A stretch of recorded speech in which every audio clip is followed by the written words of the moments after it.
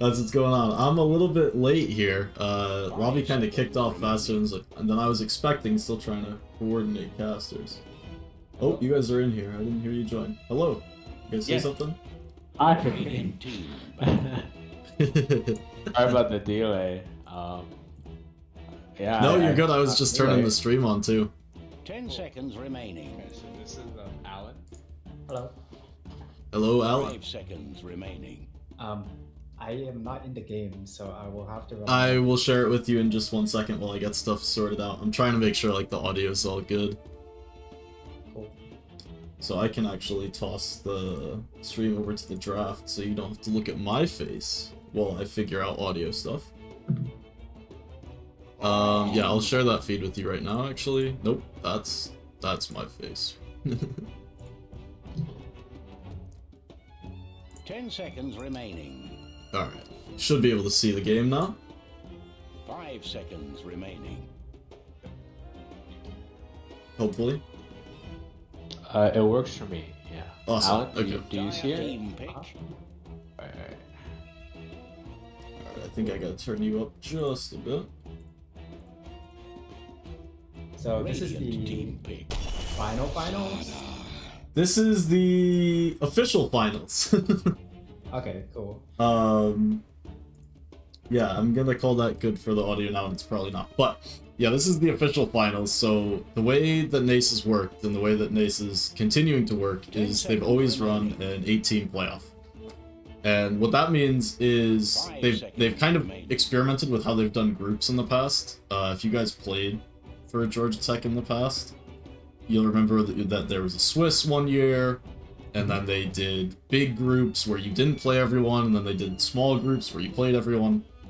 But they've always done an 8-team playoff. And so this year, there was, 14 teams on one half, and then there was 6 teams on the other. So instead of doing 2 10-team groups, they made 3 groups and split it 7, 7, and 6. But 3 groups doesn't really work for an 8-team playoff. You'd have to, like, figure out how to do seeding. Yeah. Between, like, teams that didn't play each other, you'd have to seed them so that teams would get eliminated based on, like, ranking, which is just funky. But, so they decided to do just entirely separate playoffs for the East and West, which, you know, it doesn't rub me exactly the right way, but Yeah. it's what they've done.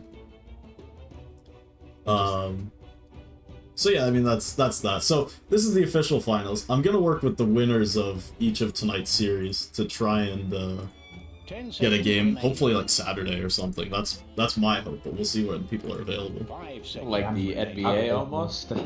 Yeah, that's right. So it'll be like their NACE playoffs is gonna end, and then Cool Hands playoffs. No, I don't know, but I think it'd be fun. And like they do a best of 3 for these finals, so for people watching, you know, these are best of 3 finals. But I'd like to do a best of 5 for like the East-West kind of show match. Yeah, best of 3 10 seems a little bit seconds long. remaining. It's just like out of simplicity because we don't have 5 admins kind of on standby. Like to moderate lobbies and to handle all the administrative stuff like a tournament would. You know, you have an admin set up the lobby. Yeah. So it's kind of just like everything's out of simplicity. Everything works the same way, no matter whether it's finals or group stage or what. Got it.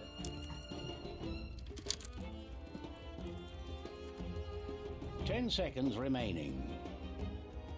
So I was looking 5 at seconds the remaining. Dota bus of like we're just a short kind of Team pick. disclaimer for anyone watching, like ex-GT alumni, so I know all of these GT players pretty well, know their strengths, their weaknesses. So I was kind of scouting the UFT Dota buffs, and Yep. I think this is probably 10 the first seconds matchup remaining. where GT might get like 5 seconds remaining. some genuine pushback, you know, like they might get a run for their money, and I hope this will be a 2-1. Like GT has had 2-1s before. Yep. And so this should be very interesting. And already looking at the draft, I really don't like the Shaker pick. what do you guys think? I have a feeling that this Shaker is not quite what it seems, in my mind, for Georgia Tech. Just because you're absolutely right, if they're gonna go with like a Shaker 4, Shaker Slardar is not exactly the lane you want to put out, especially against a hero like Skye, who's gonna be able to stay back and kind of punish these two melee heroes. But, you know, on the other hand, Slardar, very strong offlaner. We've seen kind of the resurgence of the melee mids, right? So Shaker mid is always kind of this flex potential. So I think that it might end up kind of forced into this 4 role on Shaker, but it also makes Toronto kind of pick their mid hero in a way that has to deal with a potential Shaker coming out, if that makes sense. So if Georgia Tech are able to take a hero that might be able to slot into that role, and you know, Earth Spirit's really the one that comes to mind, where you have potential to flex these. All of a sudden, like Earth Spirit Slardar, you don't feel that same kind of wishy-washiness as the Shaker, just because he's not as big of a presence in lane. You know, then again, you're running a Shaker 4 and it's a little bit weak, but excuse me, Earth Spirit 4 and it's a little weak, but you get my point. Like, I don't know, I think there's another layer here. It's not just 10 like... seconds remaining. I think the GTA team is setting up for a pretty strong team fight 5 lineup. seconds Big remaining. ults, lots of stuns. I'm really surprised Phoenix made it this far, actually. True, and it's such a good hero versus Skye too, right? Because you want to pick most likely like an offlane, like an Axe kind of hero, so it'd be Axe, Centaur, LC, something that stuns for Skye, and then Phoenix is already good versus that Go because you just heal the person being gone on. And Yep. he already has 2. I hope this is a Shaker core. Ooh, I love this. Oh, I'm such a big fan. I've been a big fan for a while now of the Muerta carry. And in this draft, there's no flex potential. This is position 1 Muerta coming out, 3rd pick for Toronto. So many teams get, like, baited, I think, into picking the support. And not that it's a weak support hero by any means. But, I mean, we've seen time and again the absolute late game power that this Muerta hero can have. You pick it into, you know, Phoenix, and it's a little double-edged because you get your attack speed taken off by the Fire Spirits, but also you're a pretty natural egg hitter on Muerta. If you're able to get Pierce the Veil plus BKB, I mean, you're just free reign to hit the egg, and your second shot, whatever the ability's called, Gunslinger, is still free to kind of deal damage in the team fight. So I'm a big fan of this Muerta. It's a great matchup with the Tusk. Tusk Muerta is a very strong lane. Yeah, and it does really well against Slardar too, actually, thinking about it. So, University of Toronto, they're kind of seeing if you are going to run this dual melee offlane with the Slardar hero that cares a lot about this minus armor later in the game, then you pick a hero that is going to go physical immune. It's going to deal magic damage throughout the game. I do hope they pick like a soft Spaces Void counter, and they do, because Void is... It's a pretty free Void game. You want to play versus Muerta into the late game. So I'm really liking the UFT draft so far. They're covering their bases. You don't really want to pick Void carry into offlane Raid King. It's kind of asking for trouble, but yeah. No, you're right. It's very coming out.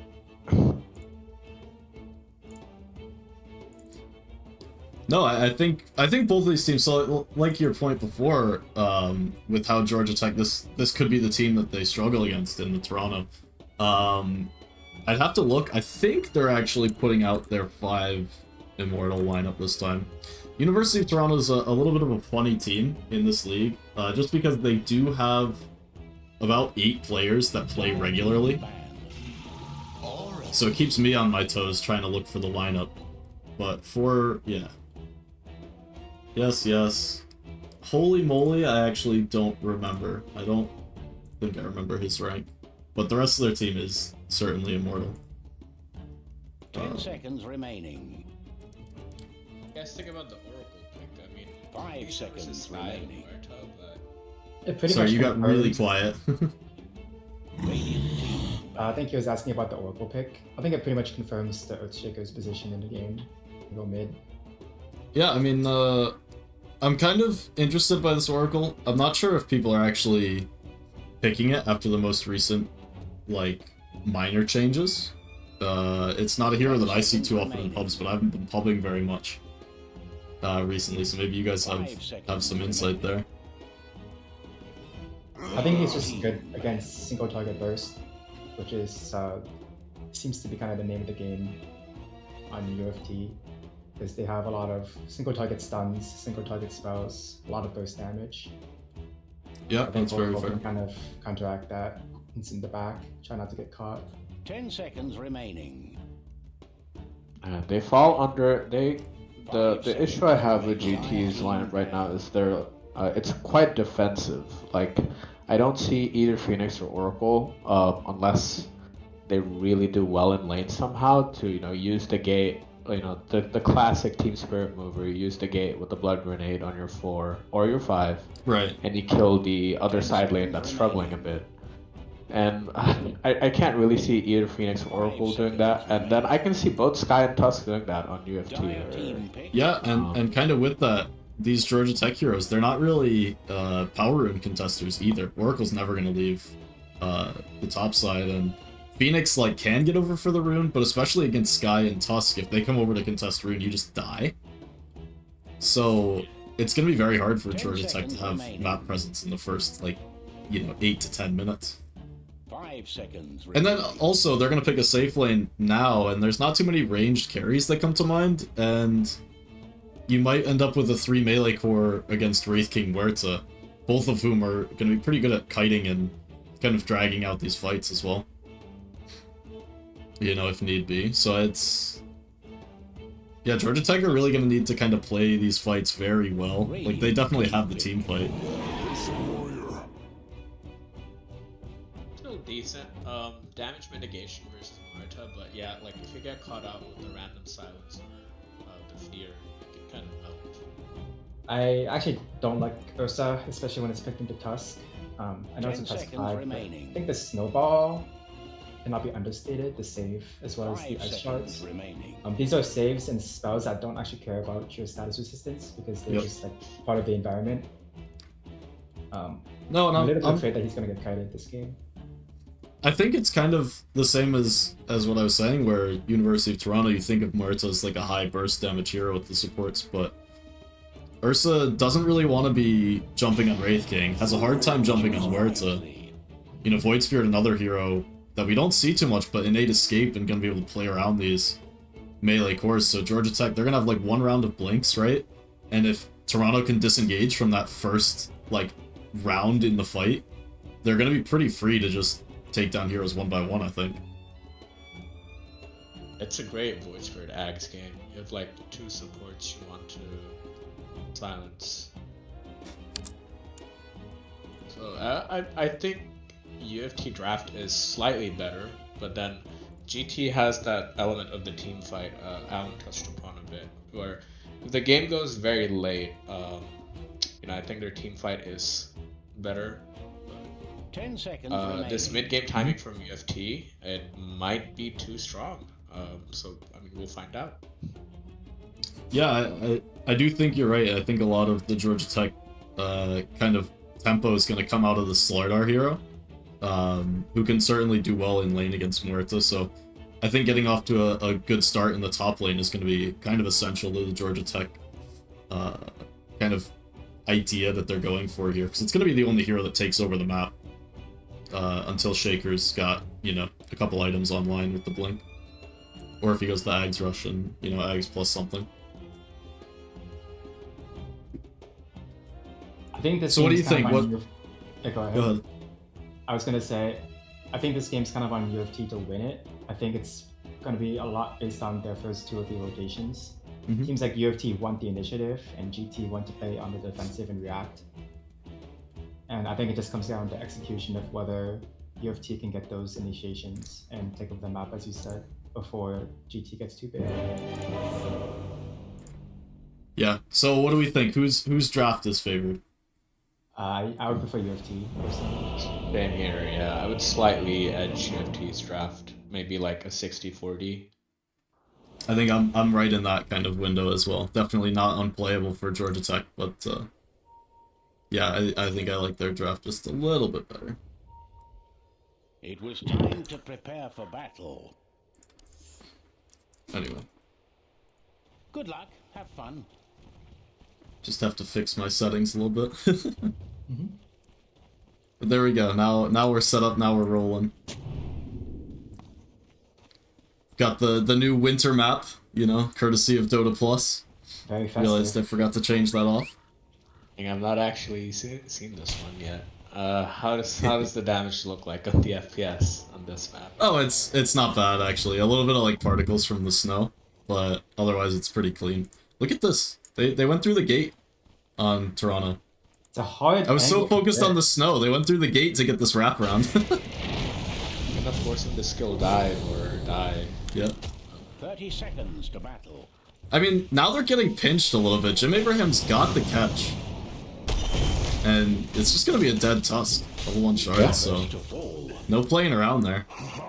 No, you give So maybe a little too cute from Toronto, right? They went bottom, went through the gate, right? That's what happened. Yeah. I think they didn't want to find the Phoenix. They wanted to find someone else who probably wouldn't get away. Yeah, Phoenix is a hard one to get. Like, sure, you force level 1 dive, but not gonna be worth giving up the kill, so. It's a bit low percent anyways. I think even level 1, GT is incredibly hard to walk into because you have these AoE stuns. And you have these kind of like backline saves that even at level 1, you kind of saw there that they got fissured, they got stunned. Yeah, so, I mean, gonna be the first kill for Georgia Tech, and that takes maybe that 60-40 edge we were talking about in draft down to, what, 55-45? Yeah, definitely. You don't want to be giving Ursa first blood. I mean, yes, earlier when he Asia gets level 1, boost. he missed the last because of it. That is true. You have to skill a couple of bad spells on GT. So I mean, this first wave was not good for the Earthshaker. He just couldn't get his guarantee. Yeah, he got edged out on the range creep as well, which is just unfortunate. So maybe take a peek over at the side lanes. I've gone to the less interesting lane first. Ursa Wraith King is pretty much just going to be a farm fest, I'd imagine. Even with the Skyrath, should be plenty of heal for Drano up here. not much kill threat. I think it's just gonna be HP trading. It's on bottom. There's no dive. Hey, Kurt could just get run down all the way here. There's a blood grenade available on both heroes. I think he should use it right now before he gets close to tower. Yeah, I'm surprised he didn't go for it because he had the shards coming up. So with the extra slow, it might have been enough. But just chilling. And Huerta should be like absolutely free down here now. Yeah. Definitely. He doesn't have the fire spirits on Phoenix to apply to Muerta, which is hard to get on him anyways because he's ranged. Oof. The first few waves should be pretty difficult for Slardar. Yeah, I think fortunately Slardar's got a couple ways you can build him up now, so it's not like Echo Saber or Bust, where if he gets pressured off that he can't do anything for the rest of the game. They're gonna go brawling in the Thunderdome here. Looks like Cephos in some trouble. He's trying with the bash, not gonna find it in time. And the snowball comes out, he gets level 2 off the kill. Still gonna go down, no fairy fire. The dive Very away. favorable for UFT. Yeah, absolutely. So 1-2 for Toronto, but a very nice kill down here. Huerta just gonna continue to thrive.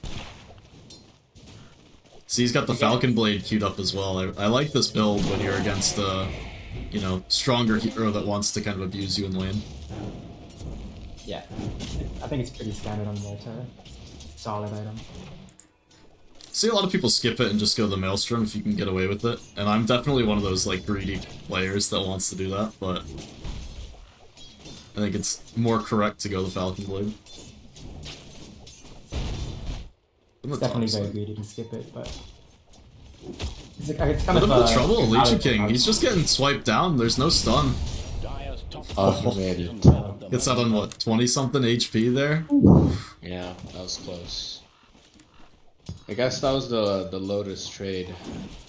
Yeah, I mean, it all started off, Jim Abraham got committed on by the Skeletons. So that was Wraith Fire Blast Skeletons kind of already committed, so Drano just realizes, hey, I can step up here, there's no real threat.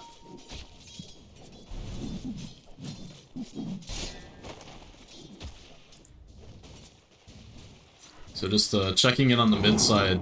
Shaker falling kind of significantly behind. Maybe not significantly, but more than I'd expect. I mean, 6 denies for Void Spirit. Expected this to kind of go away, this advantage, as the levels came through for Koala. Do you think that the Fissure actually affected this game? I mean, it definitely affected, like, the first 2 waves, right? But, these 7 denies did not come in just the first 2 waves, so... I think it's a little bit more than that. He's gonna get... No, he didn't get pulled under tower. Yeah, you never want to really see your Shaker behind CS of the enemy melee mid lane, right? You want him to... No. Well, and especially behind in denies. Sometimes you see the CS being around equivalent, but then Shaker has like 14 denies or something ridiculous, because you get a deny every 3 seconds. But it's not what we're seeing, so... Like, now up to 8 on Void Spirit. It's like every wave he's getting denies. It's crazy. Hello? Hello? Hello. Hi. This is We've got an extra. I'm gonna kick you out, Elm, for this game for now, just so we're not super overcrowded. Sorry. All good. We'll see you for game 2, hopefully.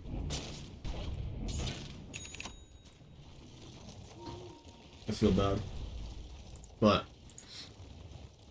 it's hard to cast with like 4 people, you know, and have some level of what's going on. Yeah, no, it's definitely his trouble. We already is like an occasional thing.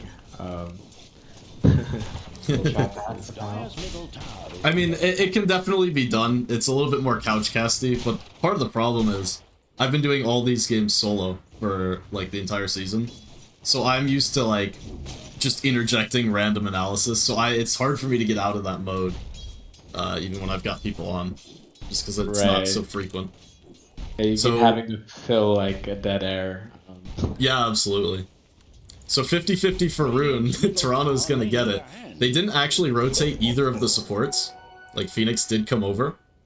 But still not able to secure the Rune for Georgia Tech, which is pretty unfortunate, considering that, really, to get the Rune, Toronto should be bringing supports. So I think maybe the side lanes were receiving too much pressure for support to leave. Maybe a bit, but they're doing pretty okay. I mean, all 3 lanes have over 7 denies. Snowball comes through from the gate play like we were talking about pre-game, and looks like it's going to be 1 dead Oracle. TP in from Phoenix, but he's actually going to be able to grab the trade with no further aggression, so 1 for 1. Call it pretty even, but the jump through. Void Spirit's in with the rotation, going to find the kill onto Phoenix. You cannot escape. That's a pretty nice kill for him. It doesn't actually lose him much time. Shaker not able to push out the wave at all. Mirrors of my delight. And Wisdom Runes. Looks like the top one's getting ignored for the moment, because Cephos is in a lot of trouble on the bot side, shards up. Trying to just put what damage he can forward. But will go down. It's the 2nd death here in the lane. This lane actually looks pretty one-sided. I think Cephos was level 4 when he died, and now Marta's hitting that 6. Yeah, I'm really surprised actually that Wraith King's having an equally hard time, according to the net worth charts, because it looks like Cephos has just been struggling down here. I mean, kind of makes sense if you just left pretty alone against Muerta, just always going to be able to push you away and get the clicks on. Yeah, I mean, you got the level 1 dive from the Phoenix, and then you've also got the fact that Muerta Tusk is kind of anti-synergy for your hero, because Tusk will slow your attack speed, and you need that right. Oh my goodness, he got another rune! What the hell? How does this happen? This is both supports from Georgia Tech here now. the Quinn luck. You get rune. He actually just got both top runes, like, magically handed to him. I thought it was funny, he just kind of ran into Oracle as... Might have to hold that thought. Chickum's in from the gate again, and they're gonna go under tower with Drano. It's all the support rotations. I mean, they're really getting punished. The snowball across it. Are they gonna have damage? The Sunrise doing so much work. Everyone. Quality with the TP in 2 now, and... I mean, oh, the Blink Echo, there you go. No blink, just walked up. I'm insane. That's I mean, I that's like a the decent go. reply. It was very I- well played from GT. Yeah. I think he's gonna get a lot of damage on his mid tower, so that's the only setback really. I mean, But overall, that's a good save, I think. Yeah, you're overall it you don't want wasn't. to time there. Yeah, it wasn't a bad move from Toronto. Like, they see the supports go immediately, kind of make the rotation over, and this time with the double damage. Nice fresh ward placed down. Should find them a kill. Yeah. You were placed on my path for But yeah, the dive under tower was pretty well reasoned. Just didn't account for the sunrise, so they just didn't have the damage, and then it all starts to fall apart. I think Ursa also had a humongous stick in that fight. What, you talking about Drano's big stick? Yep, his massive wand. And he also maybe had a Lotus, like, he healed a lot. He healed absolutely a lot. And Yeah, now it's he's just the level level 1 6, so sunray. It's gonna be even harder. Jim Abraham just is in. I saw him get pinged out as he just kind of ran up to the secret shop to grab the arcane boots. There's no way he gets another one, right? No. No. He might find a But kill he for his might trouble, though. Ooh. It was pretty close. I hope someone refills Void Spirit's bottle. He's had good tempo going. You don't want to get that tempo like taken away from you because your bottle is empty. And that's when you need your supports to feed. Like, Chickham just kind of, he's wandering behind the tower. He needs to be dead. If you're forcing a kill trade somewhere, Tusk. That's Come right. on now. No, so I kind of talked about in the draft how I thought that Georgia Tech might struggle to be on the map for the first 10 minutes. But they've kind of weathered the storm. Sure, Muerta's big, and it's always kind of scary when this hero's big early on, but I think they've weathered that early timing where they'd be a little bit stagnant on the supports, right? And now gonna start to try and play their strengths. That might be the Midas coming out for Cephalus as well. So I had it queued up earlier. I like it. Yeah, absolutely. I think this kind of game, if he's ever given the space to come back into it, he's a little bit behind in levels earlier. And I think it Really plays very into the happy. idea that U of T is going to run into GT around this time, and getting a blink and trying to run back into them is just going to play right into their hands. Yep, absolutely. Now, on the other hand, Wraith King, you know, going the full greed, he's going to go for the Radiance. So they're not really feeling, you know, tremendous need to go super aggressive. Bot side, just missing the fight. Thought things would settle down. Slarder had the Midas brought out and looked like he was just going to hit creeps, but wanted in, ends up trading himself out. Maybe they can push to the tower now that the Muerta ult is expended. Yeah, I mean, over it's not time- exactly what you want on Georgia Tech trading out Slarder, but not the biggest kill in the world to give up, especially how his game's been. You do want to open up this bottom part and make it easier for your Tricore to farm. bubble from the So I'm void. wondering if Shaker is he rushing dagger? Because he will need to make a move. Some no. He is going for the Ags. See. I mean, I think it's kind of breed from both sides. Muerta's gonna be the one who's got the farming tool on first. With Battle Fury Ursa. I guess will be coming out shortly as well. Right. But it's funny that these heroes are going to be the fastest on their respective teams, because we have Midas coming out from an offlaner, Radiant's coming out, I Ags. want to on the defend mid. this tower. This is a very good go because your Ursa's farming and so is your Shaker. Shaker's like 2.5k gold away from, you know, making an aggressive move. So I think you should definitely hold on to your towers if you're UFT. Yep. Yeah, and I mean, we see Void Spirit, he's just picking up the Echo Saber now, so it's going to be University of Toronto forced to make something happen with Tusk and Void Spirit, most likely going to roam together. I actually think that defending the tower was maybe not a good play because you're kind of reacting to GT's move. GT wants to farm and they want you to react to their map pressure. I think that maybe your should be taking initiative and dictating the pace of the game instead of reacting to what GT is doing. Got the smoke coming out with that Echo Saber picked up, as well as the Sky Wrath, so gonna have plenty of damage if they can find the catch onto The Shaker. Oh no. Watch Working out, towards the Shaker. Ags as well. I mean, he wants to continue to sit in this mid. He's He gets gone. silenced down. Looks like he's just gonna get blown up. So nice getting. Gonna look for more as Jim Abraham tried to make the TP in. Nothing doing there. But looks like the mid tower might be... Fortified their structures. Georgia Tech gonna try and hold on to it. Drano's here with just the Battle Fury. Radiant's bottom tower is gone with the wind. Still, Toronto's sticking around and they're gonna try and push this one. Shaker's gonna be respawning. Has Echo Slam up. I think the tower's been defended. Yeah, I'm not a very big fan of the Aghanim's rush because it's too long. Your Slaughter has Midas, you have an Aghanim's, your Ursa has Battle Fury, but it's like it's working out, right? Because they're not really getting punished.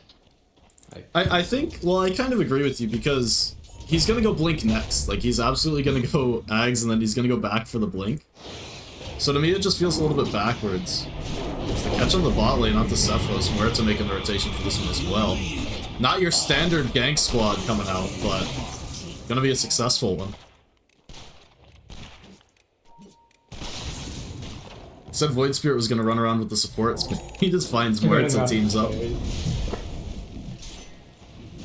Yeah, why not get some extra gold into your pocket? Yeah, the Cliffwood saw him, and I think Murta was around that area, so it's a very natural move for the Murta to join in at that point. Tower seems pretty dead. This time, the mid tower, yeah, with the Cardi, with the skeletons. Still gonna try and hang around Georgia Tech. Cephos makes the TP in. Quick silence, and maybe the tower's fine. Not so simple. The Fire Spirits are too strong. The Skeletons weren't able to get that damage. Yeah, Wraith King's gonna want to play a little bit careful too, just because he's so close to the Radiance that he's playing with quite a bit of dead net worth at the moment, so... And here comes the jump through in the river. Cephos, a nice silence, and he's just bursted down so fast. Holy. The egg on the high ground does nothing. Been blowing a lot of stuff for really nothing in return. Yeah, still they're gonna struggle to take this tower. Quali's here to defend, they've got the Fire Spirits. And it's a lot of heroes just clumped into this mid, not really finding any farm on the map in the meantime, so... Again, sure you get a kill. Here's the jump forward, and University of Toronto, they're gonna look for it all here. The support's on the front, and just overstepping a little bit. Maybe the Echo Slam does some damage, not gonna be able to help out. Drano here trying to finish everyone off. Slowed down and can't chase for more. Still a little bit closer than it might have looked with the initial jump, because Toronto looked like they were gonna be in pretty good position to take more than just a couple of kills there. Still gonna have to retreat from the tower. I think the only downside is that you really don't want to burn your Wraith King ult like before it's level 2. Yeah. Unless you secure some huge team fight. I mean, that was decent enough, I guess. Because you can't really show with an Ursa blink. You have to be kind of careful about showing in a side lane. Or Ursa can pretty much under to 0 you. Yeah, no, I think Wraith King, I mean, he's got the Radiance now, so he's going to be a little bit happier. And he's not going to be as sad to kind of lose this lane presence. He'll be fine to just farm jungle for a little bit. Nika Roshan? I think based on what I know about his playstyle, he actually goes for this like really early Roche timing. In some games he does it as early as 10 minutes. But I think it's a core part of his Ursa strategy. He's going for this quick Roche. I wonder if he's going to try it. They actually scan, they just miss him going through the gate, and Drano heads to the bot side. A little bit worrying, because if he doesn't go for the Roche at nighttime, it probably won't happen. It's just a little bit harder for them to get down to this this bot side with just Ursa. I mean, they'd have to take a fight around it, right, to take on daytime, I think. I think they should try to take advantage of this Roshan. They have a Slaughter, they have an Ursa. The whole game plan is to kind of survive the onslaught of UFT Dyer's and middle bring in tower Aegis. is It's in going the to be wrong super end important. of business. Yep. Yeah, I mean, 3K net worth lead for University of Toronto now, but it still feels very much pretty dead even to me. I mean, you can see that Slardar Shaker are starting to fall behind a little bit, but these heroes are, you know, if they get on top of you, they're always going to have the damage, even with a little bit less net worth. So I think it really is kind of the name of the game, is surviving the couple of, you know, 10-15 minutes and then having that strong fight potential. Radiant's middle tower is not safe. So yeah, Shaker is going back for the blink, has the Ags in hand. So here's where, you know, when you rush the Ags and you could have had this blink, you know, what, 4 minutes ago? 5 minutes ago? Right. I watch streams every now and then, as I'm sure everyone, all of us here do, and I was watching, who's that really random player, pretty well-known Meepo player, Excalibur. I don't know if you guys remember him. So he streams, and Drano?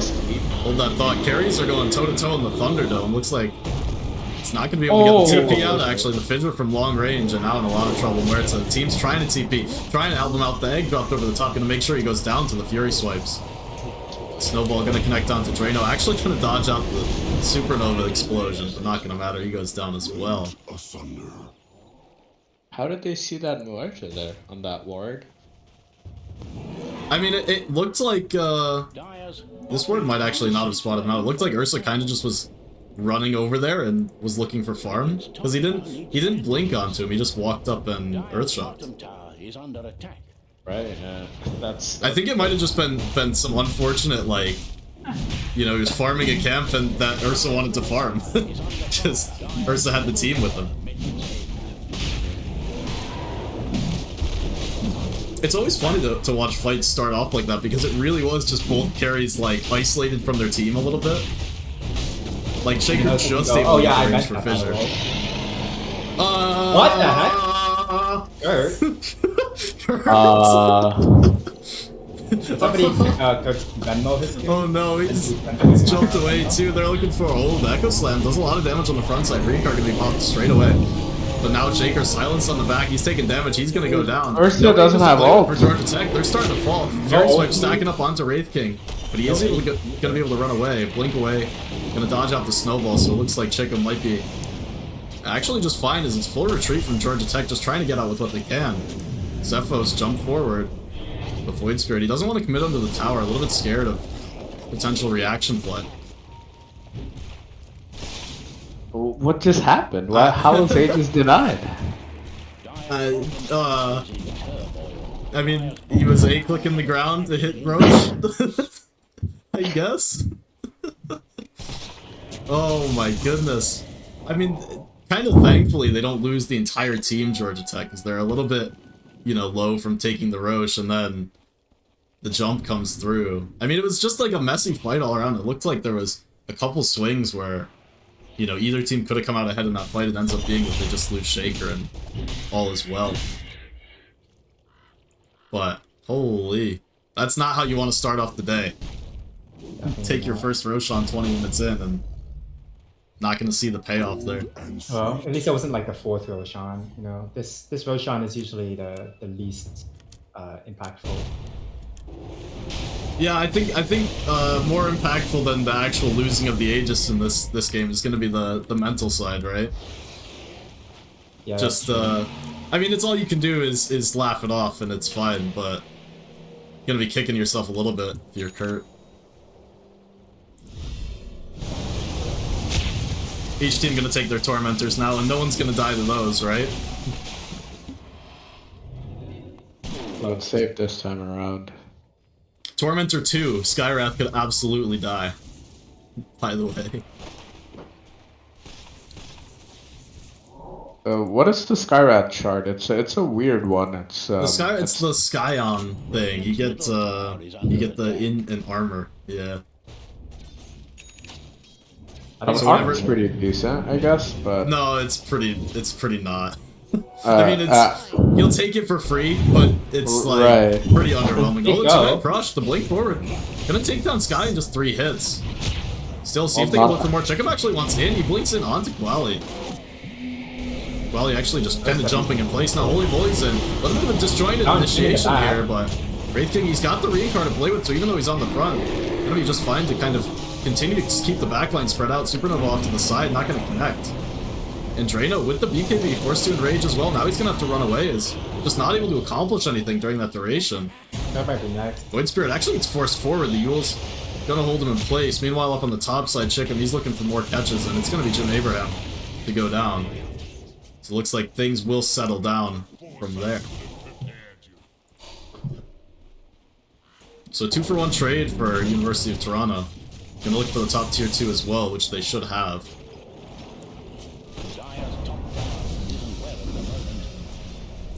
I'd really like if the Skyrat went back for an Atos for the Shaker. It seems very value this game. You don't have, you do have Wraith King stun and Aether Remnant, but I still think you want Atos for that extra control. Yeah, I can understand where he's coming from with the early Blade, just trying to be kind of another layer of save against blink initiations from both Ursa and Slardar. Did they see him?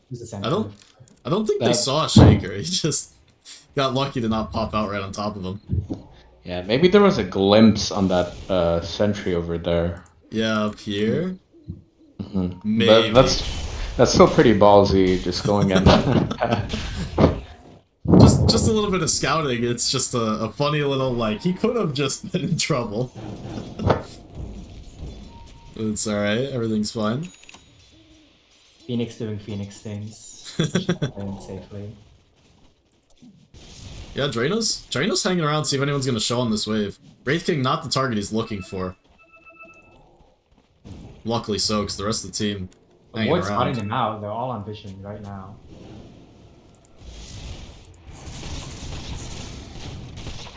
I haven't actually clicked on Wertz in a while, so Mjolnir finished up. We saw the Hurricane Pike used in the last fight. She is huge. Yeah, absolutely. Still surprised we're not seeing a earlier BKB out. Just because I think it's her and only her that's going to be able to hit the egg in fights, so it's almost like one fight where you're caught out under the Supernova with a Fire Spirit applied to you, you know, can kind of be disastrous. It's like there's just enough things that you want to be able to take off with the BKB. It doesn't feel great against like Slardar or Ursa, but I think it's kind of going to be her main job, which is unfortunate as the carry player that you have to deal with that, but... I think an alternative solution would be to kite the egg. You have a lot of heroes that don't necessarily have... Blink forward, two-man's crush on the backside. Chicken in a lot of trouble. He's going to go down straight away. Murta falling low as well. Pops the Pierce the Veil, now turning on to Sephiroth. Sephiroth so much damage out. Drano as well, but the egg, it's going to connect through. Needs to back away. Is now Void Spirit going to make the jump forward. Holy moly, trying to kite the fight. Jim Abraham getting pricked down, getting taken down. Going to be no ult available. And Drano now he's going to try and turn onto everybody in the BKB, in the enrage. He's got the damage. Chicken with the buyback, and he might just die back here if he's not careful. Drano now going to turn his attention towards Wraith King, but falling low, needs to run away. No enrage available. He will be taken down by Void Spirit in from the side to slam dunk the kill. A fourth. Going to go their way. And now trying to make it all 5 heroes is Koali. He came back in to try and finish off these low heroes, but he's not going to find it. I must forgive you for being... Ends up being a 5 for 3, just barely. You can see how low these heroes are in University of Toronto. But able to kite through with the buyback from Chickum. Doing the job. It started with a go on the Murta now. Yeah, it was the two-man crush on the side. Now Cephos, he's back in, but he's back into 3, and he's the only one here. Jim Abraham can't get up there in time to get the false promise, so it's just a little bit of a chain feed. Yeah, and I just realized something in that fight, like, when Cephos is, I'm not sure if he has his Ags yet. I didn't see that puddle in that fight. No, he doesn't have it quite yet, but the whole allure about Slaughter Axe is that you get a bunch of armor and HP regen, and then Muerta will just ignore all of that, right? When she ults you. Yeah. This is a very hard counter that I didn't think about in the draft. And I don't know how they alleviate this condition. It seems like that Tricore, they're all like 16k net worth, versus the 17k net worth Ursa, and then your Slaughter and Shaker are struggling. Well, and that's kind of going to be the entire key, is if you can't take down Muerta in the first round of Burst, if she's going to be able to get Pierce the Veil off pretty much at any point, you're not killing her. I mean, there's not nearly enough damage that's going to be able to pierce the Veil. So it's basically, you know, burst or nothing. And there's, you know, it's so hard to burst her as well, because Chicken with the blink, he's got the snowball save. You've got the F-Blade gonna come out. Yeah. But the F-Blade gonna come out from Sky, and I think that's gotta be the idea, is that, you know, if you can't burst Muerta, if we have this extra layer where you stun her up, but Sky's in the backlines can cast the F-Blade around. It's like one more hero you have to go on first, but if you're not killing Muerta first, she might just kill your entire team.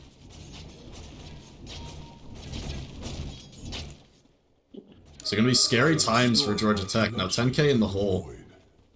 And Void Spirit did pick up the Ags over there, so you're not gonna have much save coming out from Oracle. Lots of huge Ags coming out. Yeah, I mean, we've seen the struggles. Jim Abraham all season has been on point. We've seen him play Oracle a couple of times, actually, this season. And it feels like he's always right on time with the saves. Same when he plays Dazzle, which I believe he's played a couple of times as well. But this game just kind of hasn't been there. It's always, you know, he's under a lot of pressure in the fights where he's getting killed first and trying not to throw the false promise on himself. We did see in the mid where he's just late to getting it on Slaughter, but I think that was more of a Cephos problem than a Jim Abraham problem. Yeah, it's a really hard game. I mean, he's playing against two jump heroes. Very honestly. Yeah. Well, and on the other side of that coin, University of Toronto has very frequently been able to find the jump onto the Oracle. Very well played from your team. Still, Georgia Tech, they find a kill onto University of Toronto supports, and now going to try and go for more as they're setting up for this Roshan. Wraith King starting to fall a little bit low. The mischance from the Radiance and the Blink Snowball save. Gonna try and turn this fight around on University of Toronto without the Skyrap, but the egg on the backside and the Echo Slam on the top. They got so much damage now. Pierce the Veil gets off from Huerta. Will she be able to do it versus 5? And it looks like she's actually gonna be able to do it. Triple kill comes out. Drano, BKB will be expiring. He won't be able to stand up to the damage. Yeah, I mean, save you. That's the best fight you could ask for if you're GT. You get the Echo, you're starting the 5-4v5. You get a really nice Echo off, but no, they're too big on the course. It looked so good, right? It really did. When that Echo landed, I thought the tides were about to change, but... I mean, it doesn't matter, because even if the tides did change, you have the Wraith King Ag, and so if you kill them, but then nothing happens, because the output has to be out. Right, and they're really too far. It's, Yeah, well, and the same kind of thing happened. Like, Muerta gets stunned up, but not killed during the stun. And then, you know, one button and she kills your team. It really is the crux of it.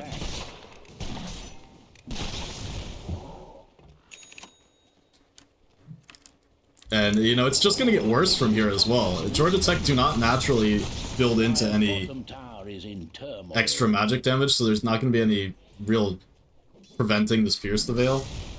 And it's kind of like the only way I can think of helping the situation is you're going to have to get like a Hex or 2 on your team, some way to get in and continue this chain stun from a distance. So not having to jump in and be melee range where, you know, Blink snowballs are going to be not only saving but interrupting your entire team. But it's just so hard to layer this. It's kind of like you need the ideal fight every fight going forward from Georgia Tech, right?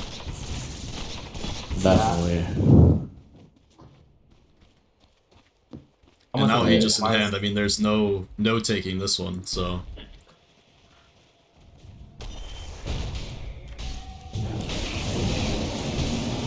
Tormentor 2, gonna be taken. Do you think GT's problems are those that can be solved with more farm and items, or do you kind of think that they hit their apex and now they're going Oh, blink up onto the high ground, a little bit of D-ward action coming out from Quali, but now he's stuck up there. Sure, he gets the BKB up. Gonna try and find the jump. Blink Echo over to the side, but it's just enough to buy him passage back to his high ground. on its way further. I think the goal difference is too high now, and with this Aegis in hand, I can see UFT doing pretty permanent damage to GT's base, like maybe a set of racks or two. But also, like, I think part of the problem is that at this point, if you were to just give Georgia Tech 15,000 more gold, I still think they're, you know, at a pretty significant disadvantage. Like, I think they just really struggle to deal with the Muerta kind of at the rest of the stages of the game. Not that she's unkillable per se, but it's just a pretty tough task. You see how fast Cephas melts there. Actually, step forward. Yeah, I mean... And I mean, Muerta in the future can go some kind of refresher. She can always add a BKB if you start to struggle against getting chained. Like, there are more layers to be gained. Jim Abraham. I feel like he might be caught out to the side. Gonna be able to grab that jump back towards the base. And Cephas with the buyback. Gonna try and force out University of Toronto. Great King being left up on the high ground a little bit by himself. Will go down that one life. Still Drano. Looks like he might be caught out on the front side. Gonna be forced to pop that BKB, but Void Spirit, pretty easy for him to just jump away, and full retreat for Georgia Tech. And all that for the reincarnation means that University of Toronto, they're gonna be happy to stay up on the high ground. Backdoor does kick in. So maybe that'll be the end of that. They do defend. Still a minute and a half on the Aegis though, and could just come right back in through the bot side if they really want to on Toronto's side. Tusk has Ags now. I think this game is...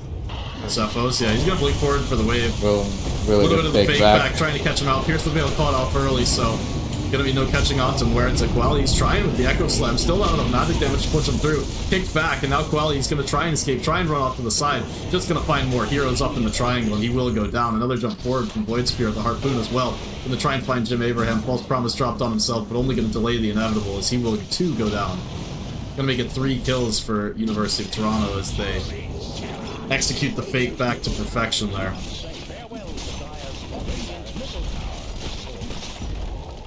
Gonna head over to the mid side now. Bot racks cleaned up. Gonna be mid racks cleaned up as well, as the wave down bottom means the backdoor isn't kicking in anytime soon.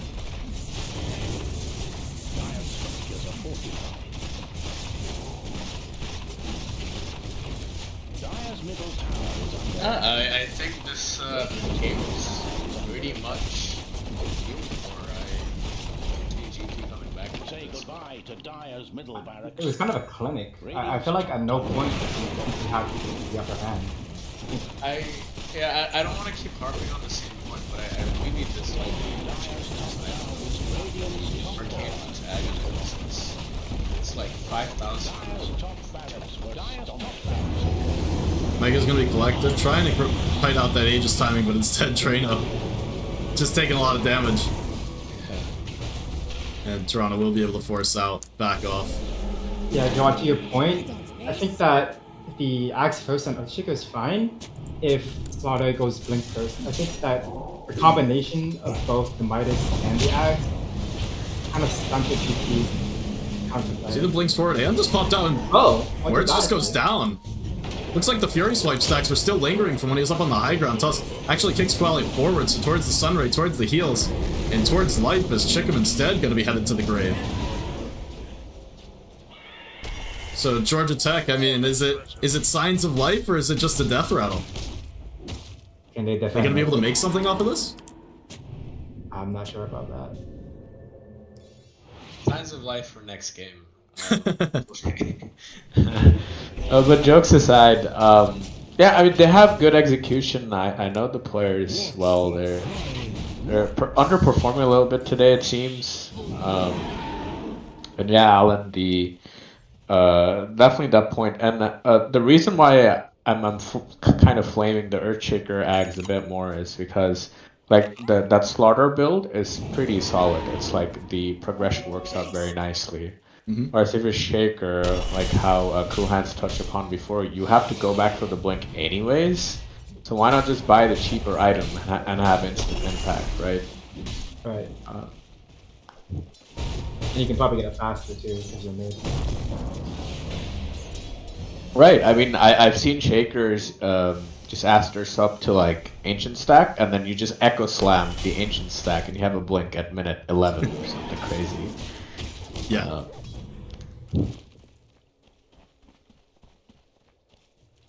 No, so I think you're absolutely spot on. Something interesting to note just about this series, talk about Georgia Tech underperforming. It's I don't want to call it overperforming from University of Toronto, but throughout this playoffs, their game ones have been pretty shaky.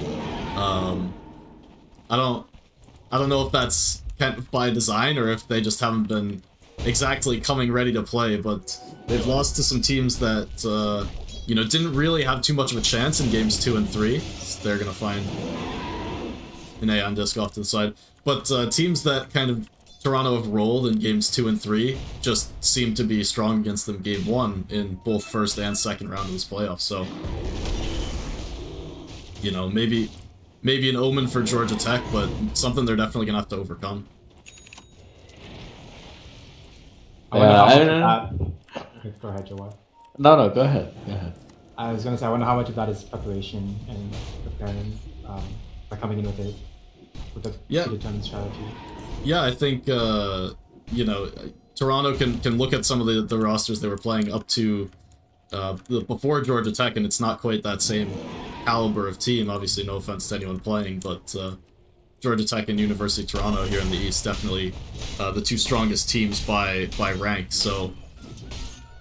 It could have been just a little bit of overconfidence and not preparing, but definitely they came ready to play game 1 here.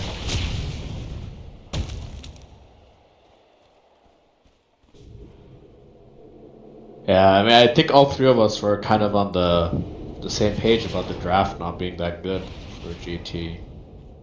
And, yeah, three melee against Muerta. It's rough.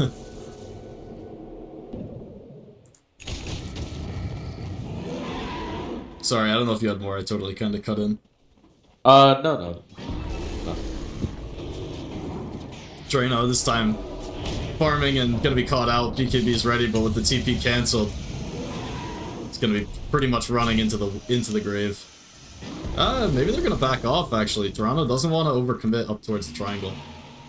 That's a lot of discipline to back off and go together. Yeah, it's a lot of respect too, because I mean they know they're up big not only in the kills, in the creeps, but in the gold. So yeah, pretty disciplined to not just walk up the high ground and give, you know, a potentially good fight to Georgia Tech. We did see Toronto as well waiting out this Roche spawn. They played up top till, you know, the daytime, then they come through the portal down bottom. Push Ursa away from the pit, and now the support's going back to check on the Roche, and this time they're going to find out that it did indeed spawn. Void infusion. So I do really like this. This is definitely the proper play, the disciplined play, and the way to make sure you're not just going to throw the game doing something stupid.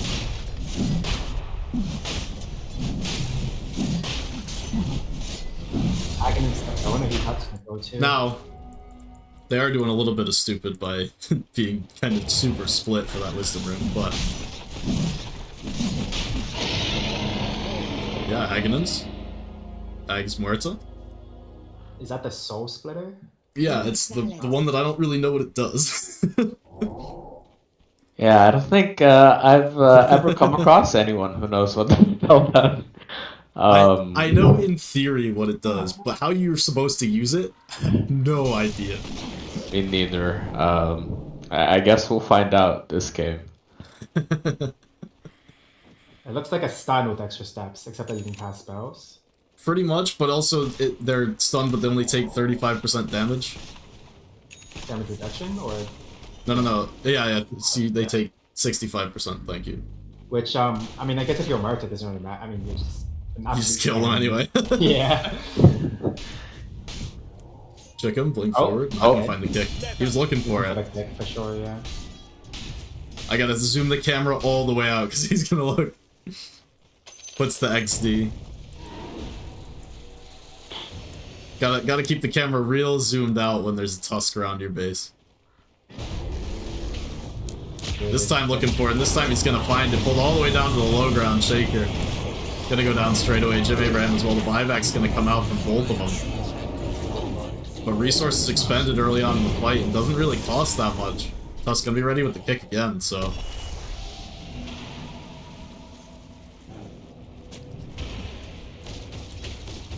Nice ward drop down as well. Gonna allow Chicken to keep fishing. And look how far back Georgia Tech have to play. Muerta could just come up and hit into these tier 4s. And eventually you have to approach if you want to keep this game going if you're Georgia Tech. But Chicken's ready to kick you out if you do. Gonna jump forward. The Lincoln's put onto him. Starting to get bashed down. Chicken taking some damage. And the Fury swipes. The Hex gonna come out. Echo Slam on the front. Shaker will go down eventually. Holy moly, he's in. But it's just gonna be the reincarnation. And these BKB durations, they're running out from Georgia Tech. And the life, it's starting to run out for Georgia Tech. Drano just can't stand up to the damage. Buyback's gonna come in. They're gonna throw in one last hurrah, but the tier 4 is down. Ancient exposed. Muerta still has the Aegis in hand as well. No Pierce the Veil available. Start to fall a little bit low, but has the Hex, has the Aegis, has the right-click damage. They will take her down the once. Can they take her down the second time? That's gonna be the real question. Still just trying to hit into the well, but it looks like the rest of the heroes on the backside cleaned up Void Spirit. He's in. Ultra Kill comes out. He's gonna jump into the well. He wants the Rampage. Cephos, he's gonna give it to him. So GG, game 1 goes University of Toronto's way. Not something I'm used to saying here in this series.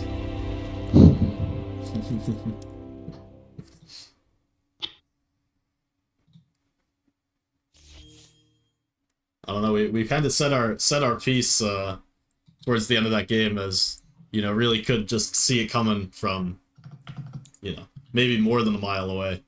But, I don't know, a lot of respect to University of Toronto there just for how disciplined they were in closing it out. It's not something that I'm used to seeing in these NACE games. And I'm sure you guys, if you've been watching them too, there's a lot of just get a lead and start to run it down mentality that can come through. Yeah. Well, this was very well executed. I think the execution was on point. Their draft was slightly harder to execute in the sense of they didn't have the greatest team fight. You just don't press R's and win the game. But I think they executed their draft extremely well. And yeah, Georgia Tech did underperform at the end of the day, at least in this game. But I hope they bring their A game so we can have like a really good series on our hands. I hope so too. I mean, in these best of threes, there's never a game. Even in like pro games when I've got a team that I root for, there's never a series where I don't root for a game 3. It's always way more exciting with, you know, stakes on the line, whatever. It's a shame we didn't have endless tiebreakers in the groups in this league. You know, not in the rulebook, not in the format. But if it goes to game 7, it turns into turbo. That should be the rule.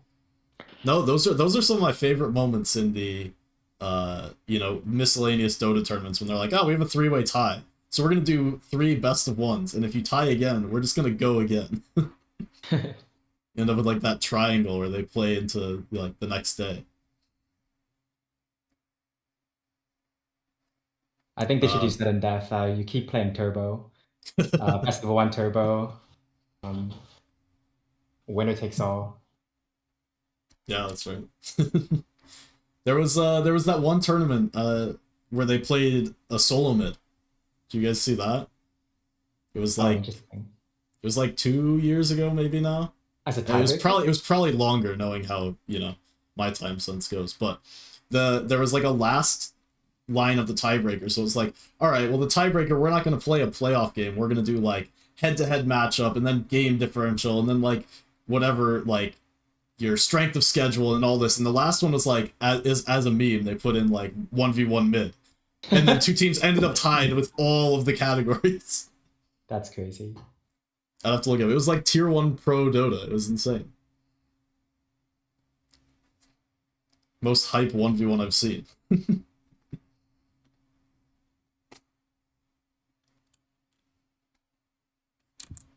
But yeah, we'll be getting into next game shortly. Let's see if GT can kind of take a step back. Maybe you'll cover mentally. You did say earlier that the Aegis Deny could have had an effect. Yeah. That was last game, and now it's this game. So, So one of the things that I kind of go both ways on in some of these games is whether or not you should be taking a break, what your break might want to look like in between these games. Because since we don't have, you know, some third party setting up lobbies for us, it really is just whenever the players are like wanting to go within reason. Like you have a max break time you can take. But some of the NACE games you see like 1 minute and they're just, as soon as the lobby's made, we're rolling on to the next. yeah, I mean, I'm a believer in momentum. I think that it's in UFT's best interest to go next because Yep. like they are the status quo, and unless GT can take the time to think and recollect, I think the result's going to be very similar.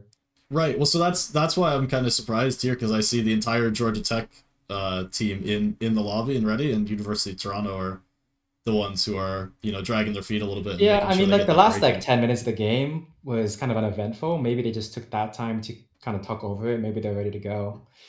Yeah, that's also definitely a you know, kind of consideration, I guess. I've talked about it. I don't even know if I've talked about it this season, but one of the things I used to talk about a lot is when you should GG in these games. Yeah.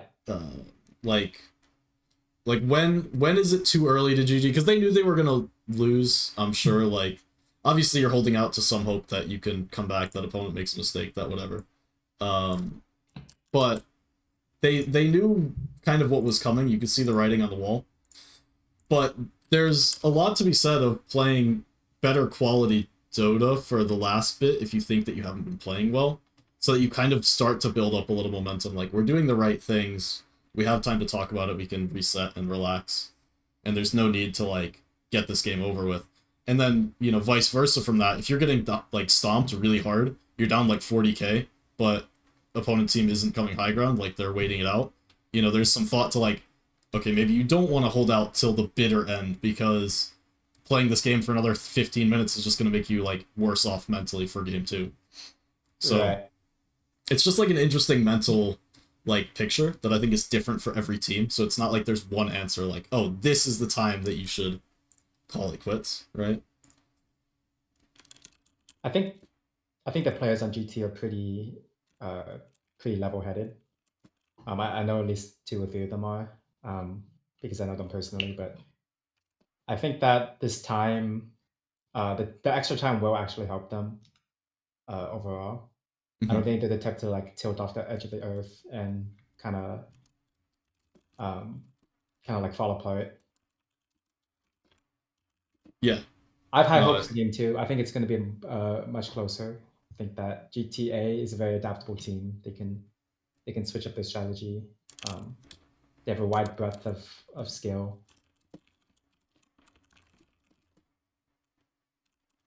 Yeah, I agree. Having watched them for, you know, a pretty good portion of the season, I think Georgia Tech might be the team that I cast the most. This season, I'd have to look back through the teams that I did, but Georgia Tech definitely is up there, kind of by accident. But super strong team, and, you know, players can pretty much be asked to play whatever style and whatever heroes that you want. They're not, like, bound to one concept where if it falls apart, they're gonna just break their confidence. So I think they're gonna reset, go game 2, maybe pick you know, their mid hero a little bit later on in the draft, make sure they get a good matchup, because that can be a little bit harder to come back from if you pick Shaker and maybe you're, like, confident you pick this hero early in the draft and then you don't do as well as you could maybe in the mid. So getting you to, like, a bounce back game on a solid matchup is one way that you can go about kind of coming back over that.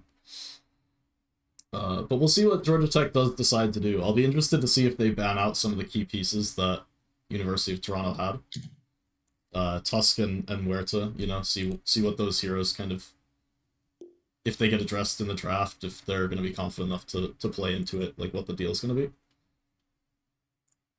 I know U of T like to run IO a lot. I wonder if they can steal the Tusk and ban the IO. That could be one approach they could take. Mm-hmm. I don't know if you can ban out every hero that like you don't want to play against. It's kind of, even with the new draft changes, it's kind of hard. There's just too many heroes that are kind of busted right now. Yeah, no, I agree. No, so I talked about Georgia Tech maybe being in the lobby and ready to go. They're gonna take the extra minute now that Toronto's all joined and ready. So they are gonna make advantage of that break time and continue to get set mentally. So I just wanted to point that out because I don't have the actual lobby up on screen at the moment. So Everyone is playing 5D chess. Now GT's trying to ice them.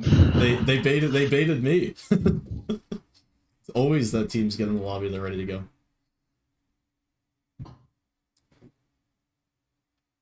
So you know what is a real shame is this game. They, as soon as they popped in the lobby for game 1, they like started it up and I had to like scramble to get the stream up and going. So I put on coffee. I didn't even get to drink any. So I'm gonna go get some coffee. I'm realizing now I didn't set up a screen to put. So you guys are gonna look at my empty room, and I'll be back before the game starts.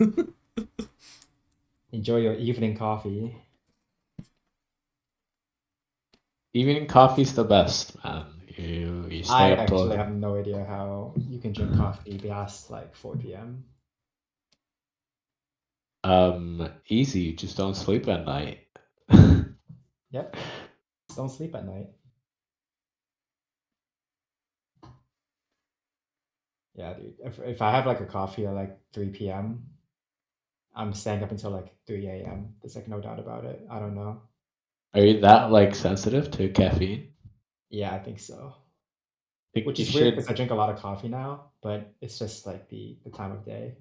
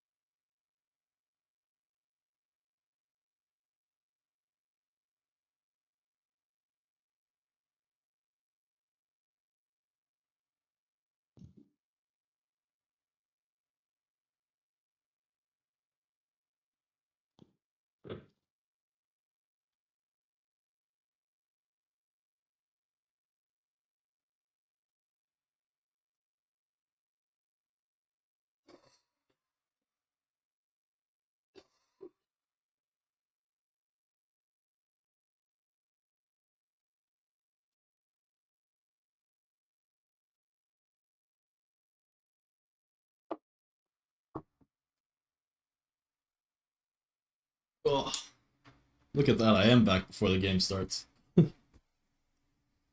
like everyone's just chilling. Maybe they need Wasn't their sure I was gonna evening make it. coffee. What's up? Maybe they needed their evening coffee. I definitely need mine. I'm staying up to do the next set after this. So Oh, goodness gracious. I don't know if you guys are interested, but I'm definitely interested. I am interested in eating food, so I will probably be going after the set because I have not Sounds eaten good. dinner yet.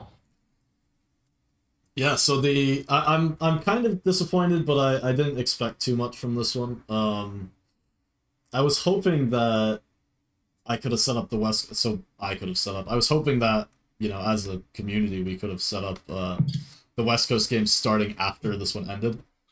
So like it could go like, you know, the true tournament style, like this one ends and then like 15-minute break and then the next one is starting. Yeah. You know, unfortunately, I don't have any control as part of this league. It is solely up to, you know, both teams having the ability to reschedule as well as, you know, the league default times kind of do overlap. So that series is ongoing. What time is it? 8:30. They're probably almost done with game 1 or having just finished game 1 now as well. I think they started 7:30, so about 15 minutes behind this one. I see.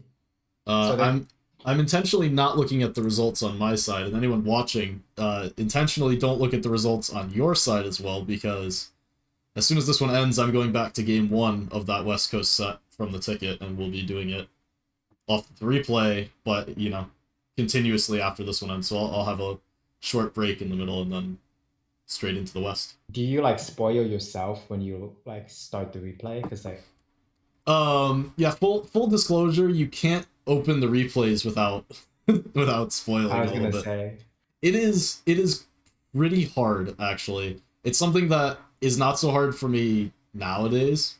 But when I started doing replay casts, it's pretty difficult to like get your head around not casting like you know the result, I guess. Because when I was first doing replay games, back when, I would like basically mentally justify, like unintentionally of course, but like mentally justify like teams that were winning all their decisions to be good, and teams that were losing or that would lose the game like all their decisions to be bad, right?